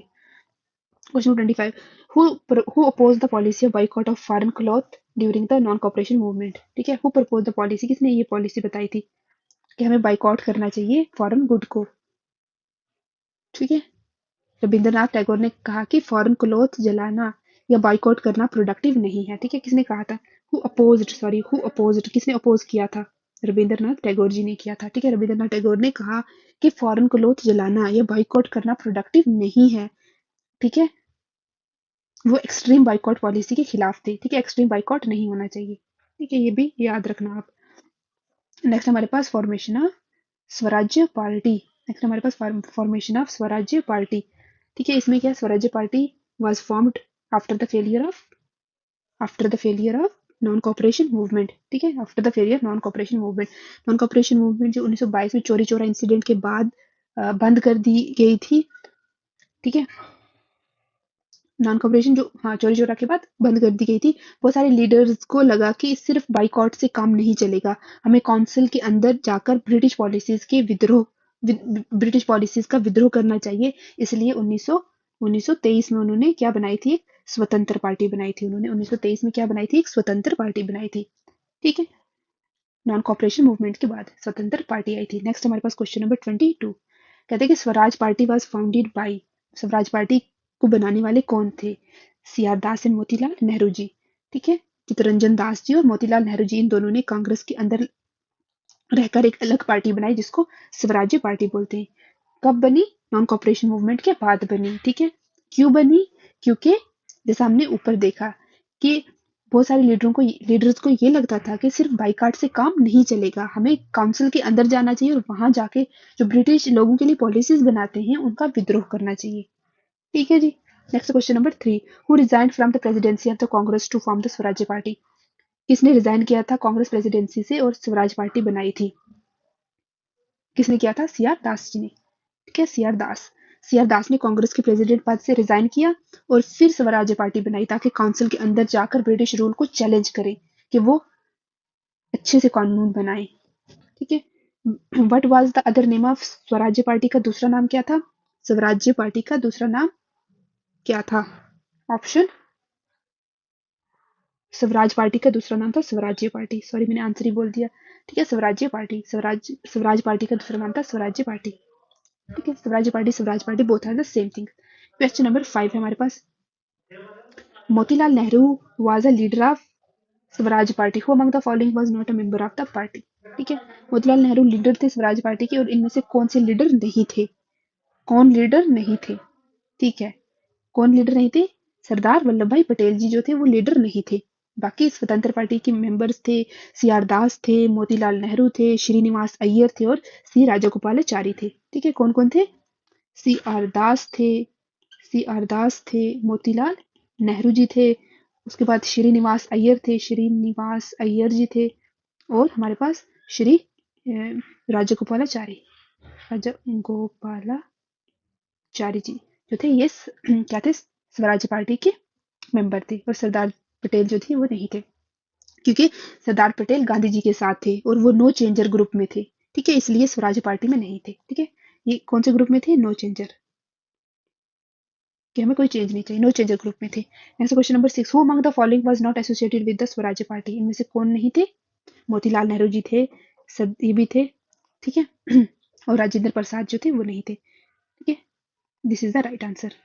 ठीक है, राजेंद्र प्रसाद गांधी के फॉलोवर थे और काउंसिल एंट्री के खिलाफ थे, इसलिए वो स्वराज्य पार्टी से एसोसिएटेड नहीं थे, इसलिए वो स्वराज्य पार्टी से एसोसिएटेड नहीं थे। क्वेश्चन नंबर 7 है, who supported the Swaraj party in central legislative assembly in pre independent India?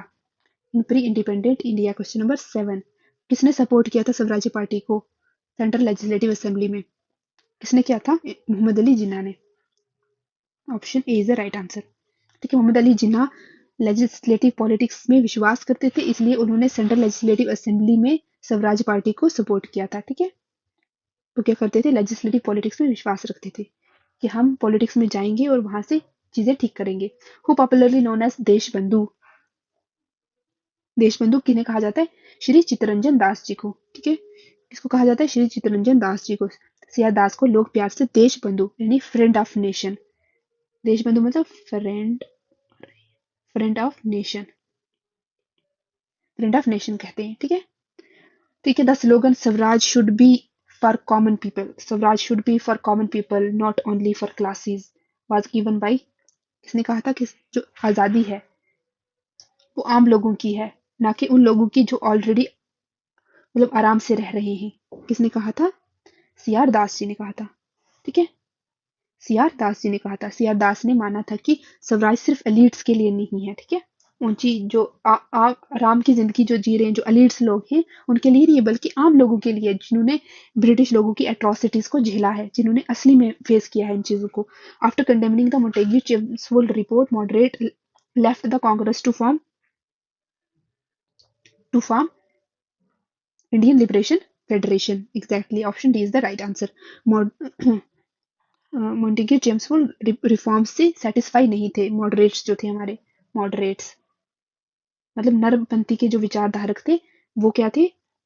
नहीं थे। ठीक है, इसलिए उन्होंने कांग्रेस छोड़कर इंडियन लिबरल फेडरेशन बनाई। ठीक है, उन्होंने कांग्रेस छोड़कर इंडियन लिबरल फेडरेशन बनाई। ठीक है, मोंटेग्यू चेम्सफोर्ड रिफॉर्म से वो नाखुश थे, इसलिए उन्होंने इंडियन लिबरेशन फेडरेशन बनाई। क्वेश्चन नंबर 11 देखते हैं अब हम। क्वेश्चन नंबर 11 है हमारे पास, who was elected the president speaker, who was elected the president speaker of the central legislative assembly in 1925? कौन थे प्रेसिडेंट स्पीकर? कौन थे? श्री वल्लभ भाई पटेल जी। वल्लभ भाई पटेल जी। स्वराज्य पार्टी ने 1923 के इलेक्शंस में अच्छा परफॉर्मेंस किया था। ठीक है, 1923 के इलेक्शंस में अच्छा परफॉर्मेंस किया था, और 1925 में सेंट्रल लेजिस्लेटिव असेंबली के स्पीकर इलेक्ट किया गया था। 1925 में क्या किया गया था? स्पीकर को इलेक्ट किया गया था। ठीक है, 1923 में इलेक्शंस हुए। ठीक है, इलेक्शंस में अच्छा परफॉर्मेंस किया स्वराज पार्टी ने, और 23-25 में उन्होंने स्पीकर को, और ये पहले इंडियन थे जो इस पोस्ट पर आए। उनका नाम था वल्लभ भाई पटेल। ठीक है, और इसलिए हमारे पास कौन सा ऑप्शन सही है? Option C is the right answer, as I already mentioned earlier.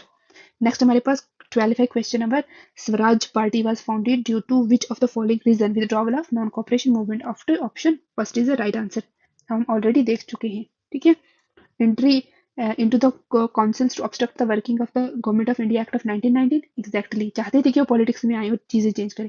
repression by the no, desire to give Indians experience of administration, नहीं। option 1 and 2 is the right answer, option A is the right answer. who among the following were associated with the formation of स्वराज्य party? ठीक है, कौन थे? स्वराज्य party was founded due to which reasons?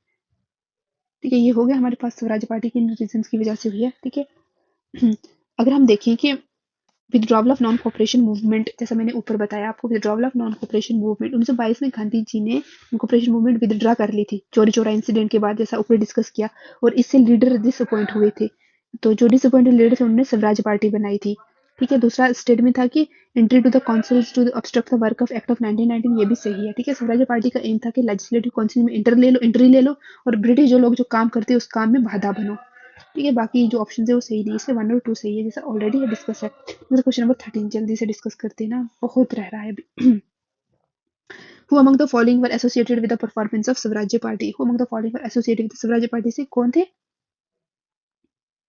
कौन थे हमारे पास?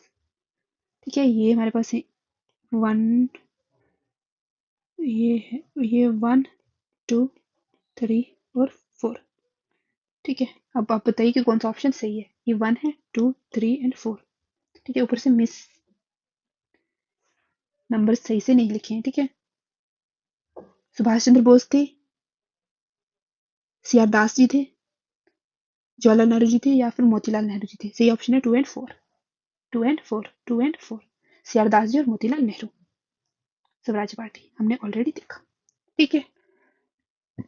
चित्तरंजन दास और मोतीलाल नेहरू, चित्तरंजन दास और मोतीलाल नेहरू स्वराज्य पार्टी। जहां भी आएगी स्वराज्य पार्टी का नाम, वहां पे चित्तरंजन दास और मोतीलाल नेहरू का नाम जरूर आएगा। ठीक है। क्वेश्चन नंबर 14 है हमारे पास। Who decided to launch the independent party on 16 December 1922? ठीक है। 2 एंड 3, 2 एंड 3, मदन मोहन मालवीय जी और मोतीलाल नेहरू। ठीक है जी। Independent party of 1922। ठीक है। 16 दिसंबर 1922 को इंडिपेंडेंट पार्टी बनाई गई थी। कब? 16 दिसंबर 1922 को, जैसे लिखा हुआ है। मदन मोहन मालवीय जी और मोहम्मद अली जिन्ना जी, ये लोग कांग्रेस से अलग होकर कॉन्स्टिट्यूशनल पॉलिटिक्स करना चाहते थे। कॉन्स्टिट्यूशनल पॉलिटिक्स करना चाहते थे। ठीक है। कॉन्स्टिट्यूशनल पॉलिटिक्स करना चाहते, तभी ये सारी चीजें हुई। ठीक है। ये हमारे पास 1 है, ये 2 है, ये 3 है और ये 4 है। ठीक है। 2 and 4 is the right answer. ठीक है जी। नेक्स्ट हमारे पास Simon commission. With what objective was the Simon commission sent to India? किस मोटिव से साइमन कमीशन को इंडिया में लाया गया, क्यों भेजा गया? To examine the administrative reforms in British India. Administrative reform को ब्रिटिश इंडिया में देखो कि वो सही है या नहीं। साइमन कमीशन को ब्रिटेन ने भेजा था। ठीक है। ब्रिटेन से भेजा गया था government of India act of 1919 में। Government of India act of 1919। इससे पहले गवर्नमेंट ऑफ इंडिया एक्ट 1919 आया था। Government of India act of 1919 आया था, जहां पे डायआर्की का कॉन्सेप्ट है, मतलब ड्यूल गवर्नमेंट, मतलब कि कौन सी पावर जो है वो ब्रिटिश गवर्नमेंट के अंदर रहेंगी और कौन सी जो हमारे पास इंडियन से उनके पास रहेंगी। जो मेन पावर्स थी वो ब्रिटिश गवर्नमेंट के अंडर ही थी, जैसे फाइनेंसिस हो गए। ठीक है। ये सारी चीजें इनके अंदर थी। This is the dyarchy rule, double rule, dual government जिसको बोलते हैं। ठीक है। ये देखने के लिए साइमन कमीशन को भेजा गया था, देखने के लिए इंडिया में और क्या कॉन्स्टिट्यूशनल रिफॉर्म्स चाहिए ये देखने के लिए। ठीक है। इसलिए एडमिनिस्ट्रेटिव रिफॉर्म भेजा गया था, साइमन कमीशन को भेजा गया था। फाइटर साइमन लीडर्स ने साइमन कमीशन को बाइकआउट क्यों किया 1927 में? क्योंकि यहाँ पे एक भी हिंदुस्तानी नहीं था। ठीक है।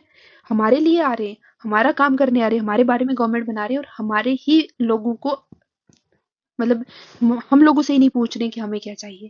देखा किस तरह की पॉलिटिक्स थी ये, किस तरह की चीजें चल रही थी। ठीक है। इसलिए तब स्लोगन भी दिया था साइमन गो बैक का। ठीक है। क्वेश्चन नंबर 3 हमारे पास। In which year did the Simon commission arrive in India? कब आए थे? 1928 में। ठीक है। 1928 में, ये याद रखना, ये इंपॉर्टेंट है। ठीक है। The Simon commission was appointed during the tenure of which viceroy? Lord Irwin. Lord Irwin की कार्यकाल में आई थी, जिनका कार्यकाल था 1926 से 31 तक। 1926 से 31 तक था इनका कार्यकाल। तो इसके बीच में हमारे पास 1928 में साइमन कमीशन आया था। 1928 में साइमन कमीशन आया था। Which of the following was a member of Simon commission?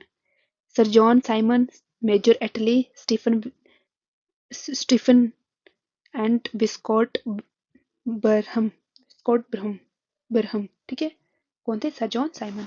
इन्हीं के नाम पे साइमन कमीशन आगे नाम पड़ा। ठीक है। इसी के नाम पर साइमन कमीशन आया, कहा गया। ठीक है। इन्हीं के नाम पर। Under whose leadership were Indian leaders excluded from the Simon commission? किसके कार्यकाल में हुआ था? लॉर्ड इरविन के कार्यकाल में, ठीक है, याद रखना। जहाँ पे लॉर्ड इरविन आएगा मतलब साइमन कमीशन, ठीक है, Irwin Simon commission. S I, तो आई से याद रखना इरविन, ठीक है, साइमन का आई याद रखना, आई से इरविन, साइमन कमीशन, ठीक है, इससे आपको याद रहेगा। उसके बाद हमारे पास क्वेश्चन नंबर 7 है हमारे पास, which recommendation of the Simon commission was later implemented, कौन सी रिकमेंडेशन बाद में इम्प्लीमेंट की गई थी? A, replacement of dyarchy with responsible government in the provinces, ठीक है। साइमन कमीशन ने सजेस्ट किया था कि प्रोविंसेस में डायरकी हटाओ और रिस्पॉन्सिबल गवर्नमेंट लाओ, लोगों को लाओ उधर ना, रिस्पॉन्सिबल गवर्नमेंट लाओ। इस और ये बाद में गवर्नमेंट ऑफ इंडिया एक्ट 1935 में अप्लाई हुआ था, ठीक है। उसके बाद हमारे पास गवर्नमेंट ऑफ इंडिया एक्ट आया था 1935, ठीक है, ये आपने पढ़ा होगा। ओके, नेक्स्ट हमारे पास Lala Lajpat Rai was injured during protest in which city, कौन सी सिटी में साइमन कमीशन के खिलाफ लाला लाजपत राय जो है वो उन्हें चोटें लगी थी? लाहौर, ठीक है, लाला लाहौर, ठीक है, L for Lala, L for Lahore, ठीक है, एल फॉर लाठीचार्ज, ठीक, इससे आपको याद रहेगा। और अनफॉर्चुनेटली इनकी वजह से लाला लाजपत राय जी की डेथ हो गई थी, इन चोटों की वजह से, ठीक है। Is very really brilliant man Lala Lajpat Rai ji, ठीक है। Who conferred the title Punjab Kesari upon Lala Lajpat Rai, ठीक है, किसने टाइटल दिया था पंजाब केसरी को लाला लाजपत राय जी को? किसने टाइटल दिया था? लाला हरदयाल जी ने, लाला हरदयाल जी ने, लाला हरदयाल जी ने, ठीक है। नेक्स्ट हमारे पास the Nehru report was primarily prepared by वो भाई किसने जो है नेहरू रिपोर्ट बनाई थी, किसने बनाई थी नेहरू रिपोर्ट? मोतीलाल नेहरू ने, मोतीलाल नेहरू ने, ठीक है। नेक्स्ट हमारे पास क्वेश्चन नंबर 11, जल्दी से खत्म करते हैं ना। Who among the following first demanded the dominion status for India, dominion status सबसे पहले किसने मांगा था? Option C is the right answer, sir Tejpal Sapru and Jayakar, ठीक है। डोमिनियन स्टेटस का क्या मतलब होता है कि ब्रिटिश एम्पायर के अंदर रहकर सेल्फ गवर्नमेंट करना, ठीक है, जैसे कनाडा और ऑस्ट्रेलिया का सीन देख लेते हैं हम। सबसे पहले ये डिमांड हमारे पास तेज बहादुर सुप्रू जी और एम आर जयकार जी ने रखी थी, बाद में कांग्रेस ने इस डिमांड को एक्सेप्ट किया था 1929 से पहले, ठीक है। लेटर ऑन पूर्ण स्वराज की बात होने लगी। नेक्स्ट हमारे पास question number 12, in which session of the Muslim League did Mohammad Ali Jinnah present the 14 points, कब किए थे? 1929 में, ठीक है, 1929 में। सेशन, ठीक है। नेहरू रिपोर्ट जो है 1928 में मुस्लिम लीग को पसंद नहीं आई थी, ठीक है। मुस्लिम लीग ने जो नेहरू रिपोर्ट थी मुस्लिम लीग को वो पसंद नहीं आई थी। इसके जवाब में जिन्ना ने 1929 में 14 पॉइंट्स प्रेजेंट किए थे, ठीक है, 1929 में 14 पॉइंट्स किए थे, ठीक है। ये मुस्लिम लीग के कॉन्स्टिट्यूशनल डिमांड डॉक्यूमेंट थे, ठीक है। उसके बाद हमारे पास क्वेश्चन नंबर 13 है, Nehru report which movement led Jawaharlal Nehru and other leaders to form the independence of for Indian league, form the Nehru report, ठीक है। नेहरू रिपोर्ट ने डोमिनियन स्टेटस की बात की थी, एक तो डोमिनियन स्टेटस, ठीक है, मतलब आप खुद तो रूल करेंगे लेकिन रहेंगे ब्रिटिश क्राउन के under he, that is dominion status.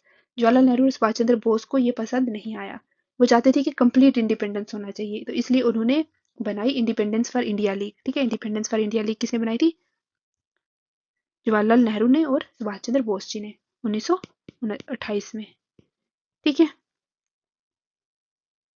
Which movement led जो Jawaharlal Nehru and other leaders to form, किसने मजबूर किया कि किसकी वजह से जवाहरलाल नेहरू ने अपनी ये वाली इंडिपेंडेंस फॉर इंडिया लीग बनाई? तो नेहरू रिपोर्ट के बाद बनाई थी, क्योंकि वहां पे डोमिनियन स्टेटस की बात हो रही थी नेहरू रिपोर्ट में, और ये चाहते थे कि हमें कंप्लीट पूर्ण स्वराज की बात हो, कंप्लीट इंडिपेंडेंस की बात हो, तो इसीलिए। Question number 14, who presided over the all parties conference held in February 1928, who presided over the all party conference, किसने प्रिजाइड की थी? Option B is the right answer, doctor M A Ansari. All parties conference 1928 में बनाई गई, ठीक है। उसके बाद साइमन कमीशन के अगेंस्ट थी ये, और कॉन्स्टिट्यूशन बनाने के लिए president doctor M A Ansari थे, ठीक है। प्रेसिडेंट यहाँ पे कॉन्स्टिट्यूशन बनाने के लिए बनाई गई थी ऑल पार्टीज कॉन्फ्रेंस, क्यों बनाई गई थी? कॉन्स्टिट्यूशन के लिए, कॉन्स्टिट्यूशन बनाने के लिए, ठीक है। नेक्स्ट हमारे पास the Nehru report was drafted by which committee, Nehru report जो थी वो किस कमेटी ने बनाई थी नेहरू रिपोर्ट? करेक्ट आंसर है option C, Motilal Nehru committee, constitutional framework, for India, constitutional framework for India, most important thing याद रखना, कॉन्स्टिट्यूशनल फ्रेमवर्क फॉर इंडिया कि हिंदुस्तान का कानून कैसा होना चाहिए, कैसे चलेंगी चीजें, ठीक है, इसके बारे में थी। नेक्स्ट हमारे पास which of the following statement about the Simon commission was are correct, इनमें से कौन सी साइमन कमीशन के it was appointed to review the working of true, option 1 is true, ठीक है। 1919 की एक्ट को रिव्यू करने के लिए आई थी ये वाली, ठीक है, सर जॉन साइमन हेड किया था इस कमेटी को, ठीक है, ये भी सही है। और उसके बाद हमारे पास क्या है, इट रिकमेंडेड फेडरल गवर्नमेंट, ठीक है, ये भी सही है, और इंडियन ने अपोज किया था क्योंकि इसमें एक भी हिंदुस्तानी नहीं था, इसलिए option D is the right answer, option D is the right answer. ये पॉइंट्स आप दिमाग में रखिए, इससे भी स्टेटमेंट वाइज क्वेश्चन या फिर डायरेक्ट क्वेश्चन बन सकता है। क्वेश्चन नंबर 17, ठीक है, इंडियन लीडर्स ने कोई था नहीं, कोई इंडियंस नहीं था, तो इसलिए उन्होंने कहा था साइमन गो बैक, साइमन तुम जाओ, वापस जाओ, ठीक है। क्वेश्चन नंबर 17 है which recommendations were made by the Nehru report, complete independence for India, no, complete independence की बात नहीं की थी, dominant status की बात की थी, ऐसा जैसे मैंने ऊपर बताया। joint electorate with reservation seats for the minorities, ठीक है, yes, और fundamental rights for the citizen, yes, 2 and 3 the right answer, option B is the right answer, ठीक है। joint electorate with minority reservation और फंडामेंटल राइट्स की बात की थी, कंप्लीट इंडिपेंडेंस की बात यहाँ पे नहीं की गई थी, ठीक है, इसलिए 1 जो है वो गलत होता है, ठीक है, 1 गलत होता है, 1 अगर बाहर गया तो automatically option B is the right answer, ठीक है, option B is the right answer. Next हमारे पास वो among the following play key role in the formation of independence league, जैसा ऊपर क्वेश्चन पूछा वही सेम, तो इसे अटेम्प्ट करो। जवाहरलाल नेहरू, सुभाष चंद्र बोस, 1 2 है, देखो 1 2, ठीक है, ये भी नहीं, ये भी नहीं, ये भी नहीं, ठीक है, तो 1 and 2 option A is the right answer, 1 and 2। Independence for the Indian league किसने बनाई थी, जवाहरलाल नेहरू जी ने और सुभाष चंद्र बोस जी ने, ठीक है। क्या था इनका, पूर्ण स्वराज, कंप्लीट इंडिपेंडेंस, इंडिपेंडेंस, ठीक है, कंप्लीट इंडिपेंडेंस, पूर्ण स्वराज, ठीक है, क्या था, पूर्ण स्वराज। हमें कंप्लीट इंडिपेंडेंस चाहिए, कम कुछ नहीं चाहिए, हमें कंप्लीट इंडिपेंडेंस चाहिए। नेक्स्ट हमारे पास असर्शन एंड रीजनिंग, नेक्स्ट हमारे पास असर्शन एंड रीजनिंग, तो देखते हैं हम अगले क्वेश्चंस को। क्वेश्चन नंबर 1 है आपकी स्क्रीन पर, देखिए और पढ़िए। असर्शन क्या है, the Congress boycotted the Congress boycotted the Simon commission, Congress ने साइमन कमीशन को बाइकॉट किया, ठीक है, और the commission did not include a single member of Indian member, ठीक है, कांग्रेस ने इसी वजह से किया था, इसलिए रीजन जो है वो असर्शन को कॉम्प्लीमेंट कर रहा है कि कांग्रेस ने बाइकआउट किया था, क्यों किया था, क्योंकि एक भी इंडियन मेंबर्स यहाँ पे नहीं था, इसलिए option A is the right answer, ठीक है। लाला लाजपत राय ने lead up protest against the Simon commission को लीड किया था, कहाँ पे, लाहौर के अंदर, जहाँ पे 1928 में। He was injured during the protest and later died due to injuries, ठीक है, both statements are right, both A and R true और आर एक्सप्लेन्स ए, ठीक है जी, लाला लाजपत राय ने प्रोटेस्ट किया था, ठीक है।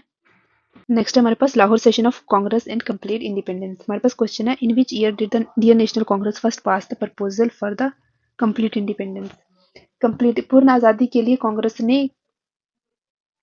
ने कब प्रपोजल दिया था, कब दिया था, 1929 में, ठीक है, ये लाहौर सेशन था, ठीक है, जो दिसंबर 1929 में ऑफिशियली पास हुआ था, और पूर्ण स्वराज का रेजोल्यूशन यहीं पे हुआ था। पहले से कुछ लोग डिमांड कर रहे थे, लेकिन कांग्रेस ने ऑफिशियली यहीं पे एक्सेप्ट किया था कंप्लीट इंडिपेंडेंस, ठीक है, लाहौर सेशन में, ठीक है, लाहौर सेशन में, ठीक है, लाहौर सेशन में 1929 में, ठीक है, पूर्ण स्वराज को एक्सेप्ट किया था। द रेजोल्यूशन ऑफ पूर्ण Swaraj passed at the Lahore session the Congress in which year, 1929 में, 1929 इज द राइट आंसर, ठीक है, ठीक है, लाहौर सेशन 1929 में ही पूर्ण स्वराज यानी कंप्लीट इंडिपेंडेंस का रेजोल्यूशन पास हुआ था, ठीक है, जैसा हमने ऊपर देखा है। 3 चीजें याद रखनी है, लाहौर सेशन में हुआ था, 1929 में हुआ था, और पूर्ण स्वराज इंडियन नेशनल कांग्रेस ने एक्सेप्ट किया था पूर्ण Swaraj. Who suggested during the Indian freedom struggle Swaraj should mean complete independence from foreign rule? इसने ये सजेस्ट किया था कि फॉरेन रूल से हमें क्या है, पूरी तरह से आज़ादी मिलनी चाहिए। किसने किया था, मौलाना हजरत मोहानी जी ने सबसे पहले किया था। ये क्या थे, एक पोइट थे, ठीक है, इनकलाब जिंदाबाद स्लोगन इन्हीं का ही है, मौलाना हजरत मोहानी का। I don't know, cross check कर लेना कि मौलाना हजरत मोहानी ने बोला था इनकलाब जिंदाबाद, ये क्रॉस चेक कर लेना आप एक बार फिर से, ठीक है। स्वराज का मतलब कंप्लीट इंडिपेंडेंस है, मौलाना हजरत मोहानी जी ने दिया था, ठीक है।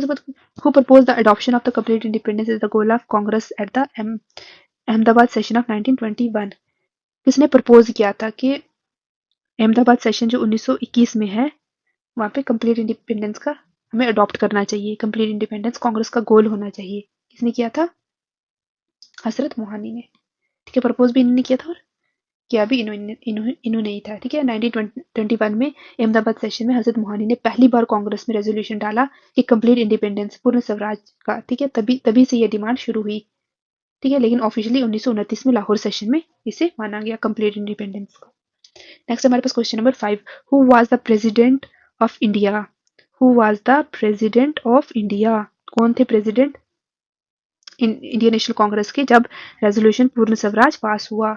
दादा भाई नौरोजी, जवाहरलाल नेहरू, लाला लाजपत राय और सुरेंद्रनाथ बनर्जी। क्वेश्चन नंबर 5, क्या आंसर होगा इसका? Jawaharlal Nehru. Jawaharlal Nehru, B is the right answer. Lahore session 1929 में जवाहरलाल नेहरू प्रेसिडेंट थे तब। ठीक है, और उन्होंने ही पूर्ण स्वराज रेजोल्यूशन पास करवाया था। ठीक है, क्वेश्चन नंबर 6 है, who formally declare Purna Swaraj as the objective of Congress at the Lahore session in 1929? किसने कहा था? जवाहरलाल नेहरू जी ने। ठीक है, हमारे पास question number 6, option C is the right answer, Jawaharlal Nehru. As president Jawaharlal Nehru ने फॉर्मली डिक्लेयर किया कि पूर्ण स्वराज को कांग्रेस का मेन गोल होना चाहिए, पूर्ण स्वराज। क्वेश्चन नंबर 7 है हमारे पास, who hoisted the Indian national flag at midnight of 31 दिसंबर 1929? को किसने रावी नदी के किनारे होस्ट किया था ट्राई कलर को? जवाहरलाल नेहरू जी ने। ठीक है, न्यू ईयर की शाम मिड नाइट थी, जवाहरलाल नेहरू ने रावी नदी के किनारे, ये भी क्वेश्चन बनता है, रावी रिवर के किनारे क्या किया था? रावी रिवर के किनारे लाहौर में, कहाँ पे? लाहौर में ट्राई कलर, अपना तिरंगा, अपना प्यारा तिरंगा जो ट्राई कलर था फ्लैग, वो होस्ट किया था और पूर्ण स्वराज डिक्लेयर किया था। Question number 8, on which date was the newly adopted tricolour national flag was hoisted? Question number 8, 31 December 1929। 1929 is the right answer. ठीक है, which session of the Indian National Congress was presided by Jawaharlal Nehru? Lahore session. Option A is the right answer, 1929। ठीक है, option A is the right answer. देखो किस तरह question आ रहे हैं, question में से क्वेश्चन निकल रहे हैं। टॉपिक क्लियर होगा, कॉन्सेप्ट क्लियर होगा तो आप आसानी से करके ले जाओगे इनको। नेक्स्ट हमारे पास, why is the 1929 Lahore session of Indian national Congress considered historically significance? क्यों? क्योंकि यहाँ पे पूर्ण स्वराज अडॉप्ट किया गया था as a goal of Indian national Congress. है समझ? लाहौर, पूर्ण स्वराज, इंडियन नेशनल कांग्रेस, तीन चीजें याद रखो तो हर एक क्वेश्चन। 1929 फोर्थ पॉइंट, 4 पॉइंट याद रखो तो question is done, every question is done. ठीक है, at, at which session of the Indian National Congress was Purna Swaraj declare as the official objective? इस सेशन में पूर्ण स्वराज को डिक्लेयर किया गया था as official objective Indian national Congress ने? लाहौर सेशन में। Option is the right answer, Lahore session में किया गया था। ठीक है, नेक्स्ट हमारे पास, हु मूव्ड द पूर्ण Swaraj resolution eight the Lahore session of the Indian national Congress? किसने ये रेजोल्यूशन किया था, मूव किया था कि जो पूर्ण स्वराज का रेजोल्यूशन किसने दिया था लाहौर सेशन में? ठीक है, महात्मा गांधी जी ने। ठीक है, एम के गांधी। ठीक है, बट सोर्सेज के मुताबिक महात्मा गांधी ने ही फॉर्मली ये रेजोल्यूशन सब्जेक्ट कमेटी में मूव किया था 27 दिसंबर 1929 में।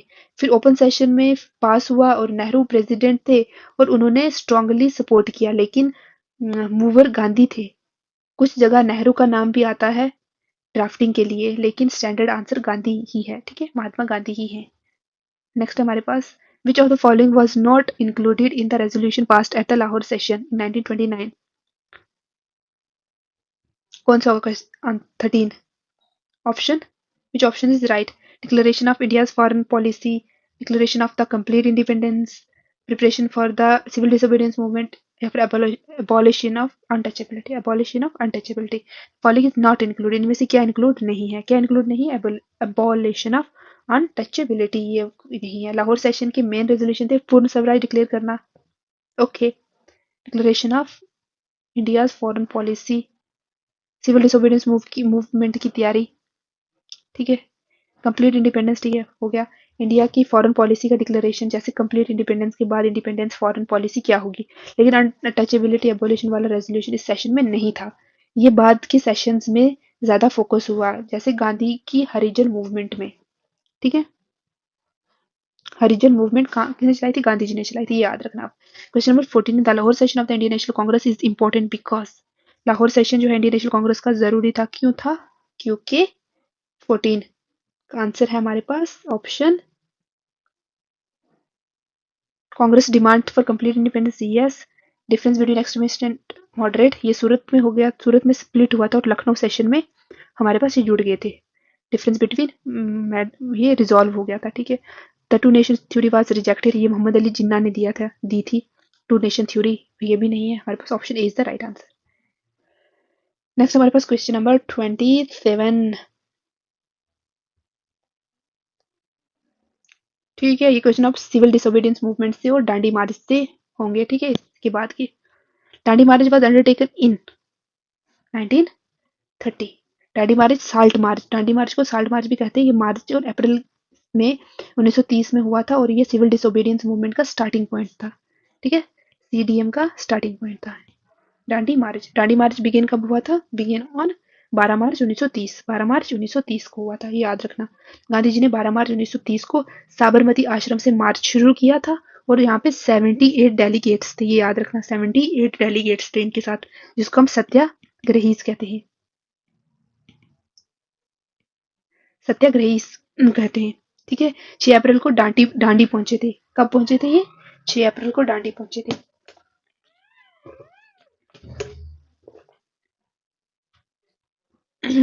6 अप्रैल को ये डांडी पहुंचे थे। लाहौर सेशन में लाहौर सेशन में हुआ था। ठीक है, 12 अप्रैल 1930 को। ठीक है, the Congress session that authorise civil disobedience movement was held at, question number 3, Lahore session. Lahore session is the right answer. ठीक है, लाहौर सेशन में ही कांग्रेस ने महात्मा गांधी को अथॉरिटी दी थी कि सिविल डिसोबीडियंस मूवमेंट लॉन्च करने की जरूरत है, और including non payment of taxes, और इसके बाद 1930 में सीडीएम शुरू हुआ था। ठीक है, 29 में लाहौर सेशन हुआ था, फिर जो सिविल डिसोबीडियंस मूवमेंट थी वो 1930 में हुई थी। ठीक है, आई होप आपको समझ आ रही है। Which of the following movement begin with the Dandi, Dandi के साथ कौन सी मूवमेंट हुई थी? डांडी मार्च के साथ सिविल डिसोबीडियंस हुई थी, option C is the right answer. Officially शुरू थी, इसमें साल्ट लॉ ब्रेक करके ब्रिटिश मोनोपोली को चैलेंज किया गया था। ठीक है, ये याद रखना आप।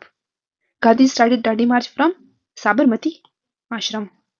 नेक्स्ट हमारे पास साबरमती आश्रम जो अहमदाबाद गुजरात में है। ठीक है, अहमदाबाद गुजरात में। ठीक है, इंडिया के इस वाले हिस्से में। अगर हम मैप बनाते हैं तो यहाँ पे, ठीक है, गुजरात वाले हिस्से में यहाँ पे हुआ था साबरमती आश्रम से Dandi march. Women participation was maximum in which movement, कहाँ पे थी? Question number 7। क्वेश्चन नंबर 7 क्या होगा? क्वेश्चन नंबर 6 किया हमने। गुजरात गांधी जी के बेस एरिया थे, ठीक है, द प्रोविंस। क्वेश्चन नंबर 6 है अभी, क्वेश्चन नंबर 6 साबरमती। ये मैंने क्वेश्चन नंबर 5 का आपको बताया कि यहाँ से साबरमती से ये हुआ था। ठीक है,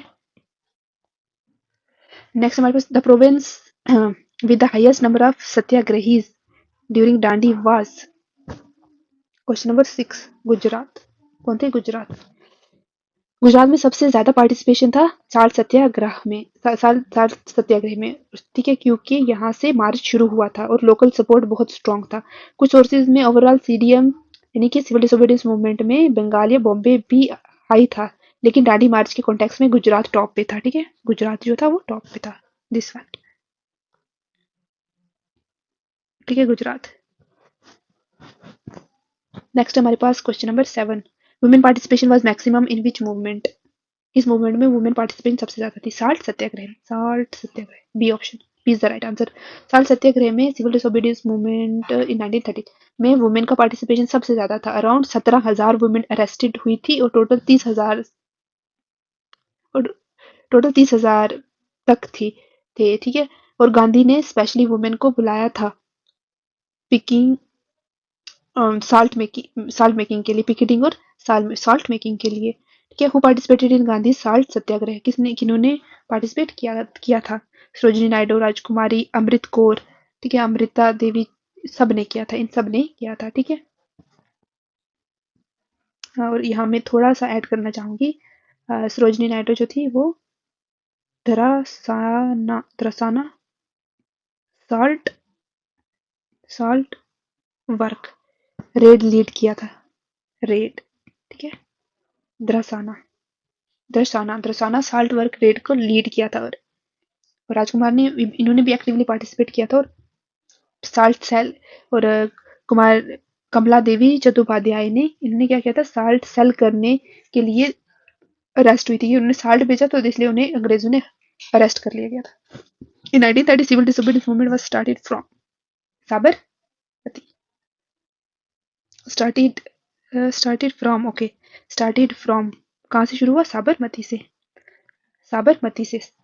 ठीक है, मूवमेंट की शुरुआत साबरमती आश्रम से ही हुई थी। ठीक है, याद रखना। ठीक है, civil disobedience movement started with, जब विद आएगा तो वो होगा डांडी मार्च। ठीक है, C is the right answer. CDM का एक्चुअल स्टार्ट डांडी मार्च से हुआ 12 मार्च 1930 को, जो पूर्ण स्वराज डिक्लेरेशन 1929 के बाद प्रैक्टिकल एक्शन था। ठीक है, C is the right answer. कहते हैं कि the civil disobedience movement started with Dandi march, Dandi march के साथ शुरू हुआ था। नेक्स्ट हमारे पास डांडी मार्च का एम क्या था, break the salt law, option B is the right answer, break the salt law. Dandi march का मेन पर्पज था कि ब्रिटिश का साल्ट मोनोपोली लॉ, जो साल्ट एक्ट को ओपनली ब्रेक करना बाय मेकिंग साल्ट, कहाँ से, सी वाटर से, ताकि लोग टैक्स फ्री साल्ट यूज कर सके और नॉन वायलेंट प्रोटेस्ट दिखा सके। ठीक है, नॉन वायलेंट प्रोटेस्ट दिखा सके। ठीक है, साल्ट लॉ था, जो लॉ या फिर एक्ट जो था, उसको तोड़ने का काम किया था। ठीक है, ताकि लोग क्या करें, टैक्स फ्री साल्ट उन्हें मिल सके, टैक्स फ्री सॉल्ट उन्हें मिल सके। और देखो, मतलब कितनी अमेजिंग बात है ना कि कॉमन चीज को चुना गया पॉलिटिक्स के लिए। ये सॉल्ट जो है वो हिंदू के लिए उतना इंपॉर्टेंट है, मुस्लिम के लिए भी उतना इंपॉर्टेंट है, और किसी के लिए, हर एक बंदे के लिए उतना ही इंपॉर्टेंट है। सो ये मास मूवमेंट बना। ठीक है, कॉमन चीज पे, कॉमन ग्राउंड पे ये चीजें शुरू हुई। नेक्स्ट हमारे पास क्वेश्चन नंबर 12 है, Dandi march is associated with, Dandi march किससे एसोसिएटेड है, Dandi march is associated with violation of salt law, violation of salt law. ठीक है, वायलेशन क्यों, क्योंकि नमक का कानून तोड़ा था। Question number 13, which event occurred first, Dandi march, quit India movement, Simon commission, Gandhi Irwin pact. सब कुछ पढ़ चुके हैं, अब बताइए। ठीक है, डांडी मार्च कब हुआ था, 1930 में, 1930 में। क्विट इंडिया मूवमेंट कब हुआ था, 1942 में, 1942 में, 1942 में। ठीक है, गांधी अर्बन पैक्ट 1931 में हुआ था, गांधी अर्बन पैक्ट 1931 में हुआ था, और साइमन कमीशन 1929 में। ठीक है, 1929 में। तो पहले कौन सा आया यहाँ पे, सबसे पहले 1929, Simon commission is the right answer. ठीक है, ये हो गया। अब हमारे पास क्वेश्चन नंबर 14 है, the event of 6 April 1930 is known as, event of 6 April 1930 is known as Dandi march, is known as Dandi march, option A is the right answer, Dandi march बोला था। ठीक है, I want world sympathy in this battle of right against might relates to non cooperation, Dandi march, individual satyagraha, या फिर quit India. कि मुझे sympathy चाहिए, right, might मतलब ब्रिटिश, ठीक है, लड़ने की। ठीक है, राइट जो सही है, मतलब आम इंसान है, हिंदुस्तानी है, उस, आई want world sympathy in battle, in this battle, इस बैटल में, जहाँ पे हम जो है उस सच जो है वो मतलब ब्रिटिश से लड़ रहे हैं, हम लड़ रहे हैं, हम एक पावर से लड़ रहे हैं। तो ये किसके रिलेटेड था, non cooperation, Dandi march, individual satyagraha, या फिर क्विट इंडिया मूवमेंट। ये गांधी की फेमस स्टेटमेंट थी डांडी मार्च के टाइम पे। उन्होंने कहा था कि राइट अगेंस्ट माइट का बैटल है, और वर्ल्ड सिंपैथी मांगी थी नॉन वायलेंस के थ्रू। ठीक है, Dandi march is the right answer, ये याद रखना। नेक्स्ट हमारे पास, which statement about the Dandi march is not correct, not correct. ठीक है, कौन सी इसमें सही नहीं है, option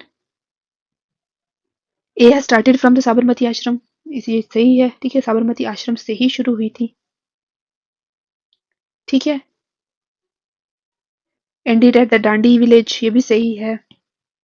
Gandhi prepared the salt at the sea shore, prepared, Gandhi ji ने नमक नहीं बनाया था, ये थोड़ी टेक्निकल टर्म है। So C is the right answer. So it was pedestrian marriage, yes, लोगों ने पैदल चल के साल्ट ला को तोड़ा था। So C is the right answer. Next हमारे पास question number 17, statement about the Gandhi Dandi is not correct. It was a non violent march started from Sabarmati Ashram, yes, covered 24 days, covered 24 days, started on 15 March 1930, started from 19 March 50, actually start हुई थी ये 12 मार्च को,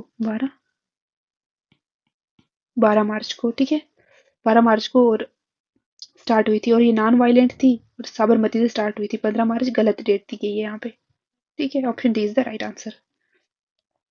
कौन सी statement correct नहीं है? After Gandhi's arrest after Gandhi's arrest during salt satyagraha, who led the movement. जब गांधी जी arrest हो गए तो किन्होंने की थी? अब्बास तैयब जी ने की थी, ठीक है। गांधी अरेस्ट हुए 4 से 5 मई 1930 को, तो उनके बाद अब्बास तैयब जी ने इंटरम लीड किया था दरसाना रेड को, ठीक है। ये जो हमारे पास साल्ट सत्याग्रह था, ठीक है। फिर सरोजनी नायडू जी ने भी इसको लीड किया था, जैसे हमने देखा है, दरसाना सत्याग्रह। इसको फिर लेटर ऑन सरोजनी नायडू जी ने लीड किया था, ठीक है, 21 मई को। नेक्स्ट हमारे पास क्वेश्चन नंबर 19। क्वेश्चन नंबर 19 है, where did Congress volunteer set the Dharasana salt depot. ठीक है, जो ये वॉलंटियर थे दरसाना साल्ट में जिन्होंने पार्टिसिपेट किया था, उनको कहाँ लेके ले जाया गया था? कौन सी जेल में? यारवाड़ा जेल, साबरमती जेल, आगा खान पैलेस, या फिर अहमद फोर्ट जेल? ठीक है, सही आंसर क्या है? यारवाड़ा जेल, ठीक है। गांधी जी की जेल थी Yerwada jail, option A is the right answer. Vinoba Bhave was first arrested during, कब हुए थे इंडिविजुअल सत्याग्रह? ठीक है, यहाँ पे ऑप्शन नहीं है, हम ऑप्शन ई बना देते हैं यहाँ पे, इंडिविजुअल सत्याग्रह, ठीक है, option E is the right answer, individual satyagraha. ठीक है, हमारे पास which foreign journalist stayed at the Sabarmati Ashram. ठीक है, विच, जो हमारे पास कौन से जो फॉरेन जर्नलिस्ट थे जो साबरमती आश्रम में रहे थे जब दांडी मार्च हुआ था? कौन थे? वेब मिलर, ठीक है। वेब मिलर ये क्या थे? एक अमेरिकन जर्नलिस्ट थे, अमेरिकन जर्नलिस्ट थे जो साबरमती आश्रम में रहे थे, ठीक है। आश्रम में रिपोर्टिंग की थी इन्होंने, ठीक है, और इंटरनेशनल अटेंशन दिलवाई थी इस मूवमेंट को, दांडी मार्च को, ठीक है। नेक्स्ट हमारे पास क्वेश्चन नंबर 22। क्वेश्चन नंबर 22 है, who organise the march to break the salt law at the Tanjore coast in 1930। इन्होंने किया था? सी राजगोपालाचारी जी ने। श्री राजगोपालाचारी जी एक प्रोमिनेंट लीडर थे जिन्होंने ये सारे तंजौर कोस्ट से ये साल्ट को मतलब ब्रेक किया था, सॉल्ट लॉ ब्रेक किया था। Khudai Khidmatgar was also known as red shirts, red shirt, red shirt, ठीक है। Khudai Khidmatgar, servants of God was a non violent Pashtun freedom movement. ये क्या थी? पश्तून फ्रीडम मूवमेंट थी, ठीक है, जो किसके द्वारा लेड की गई थी? अब्दुल गफ्फार खान के द्वारा। ये याद रखना, अब्दुल गफ्फार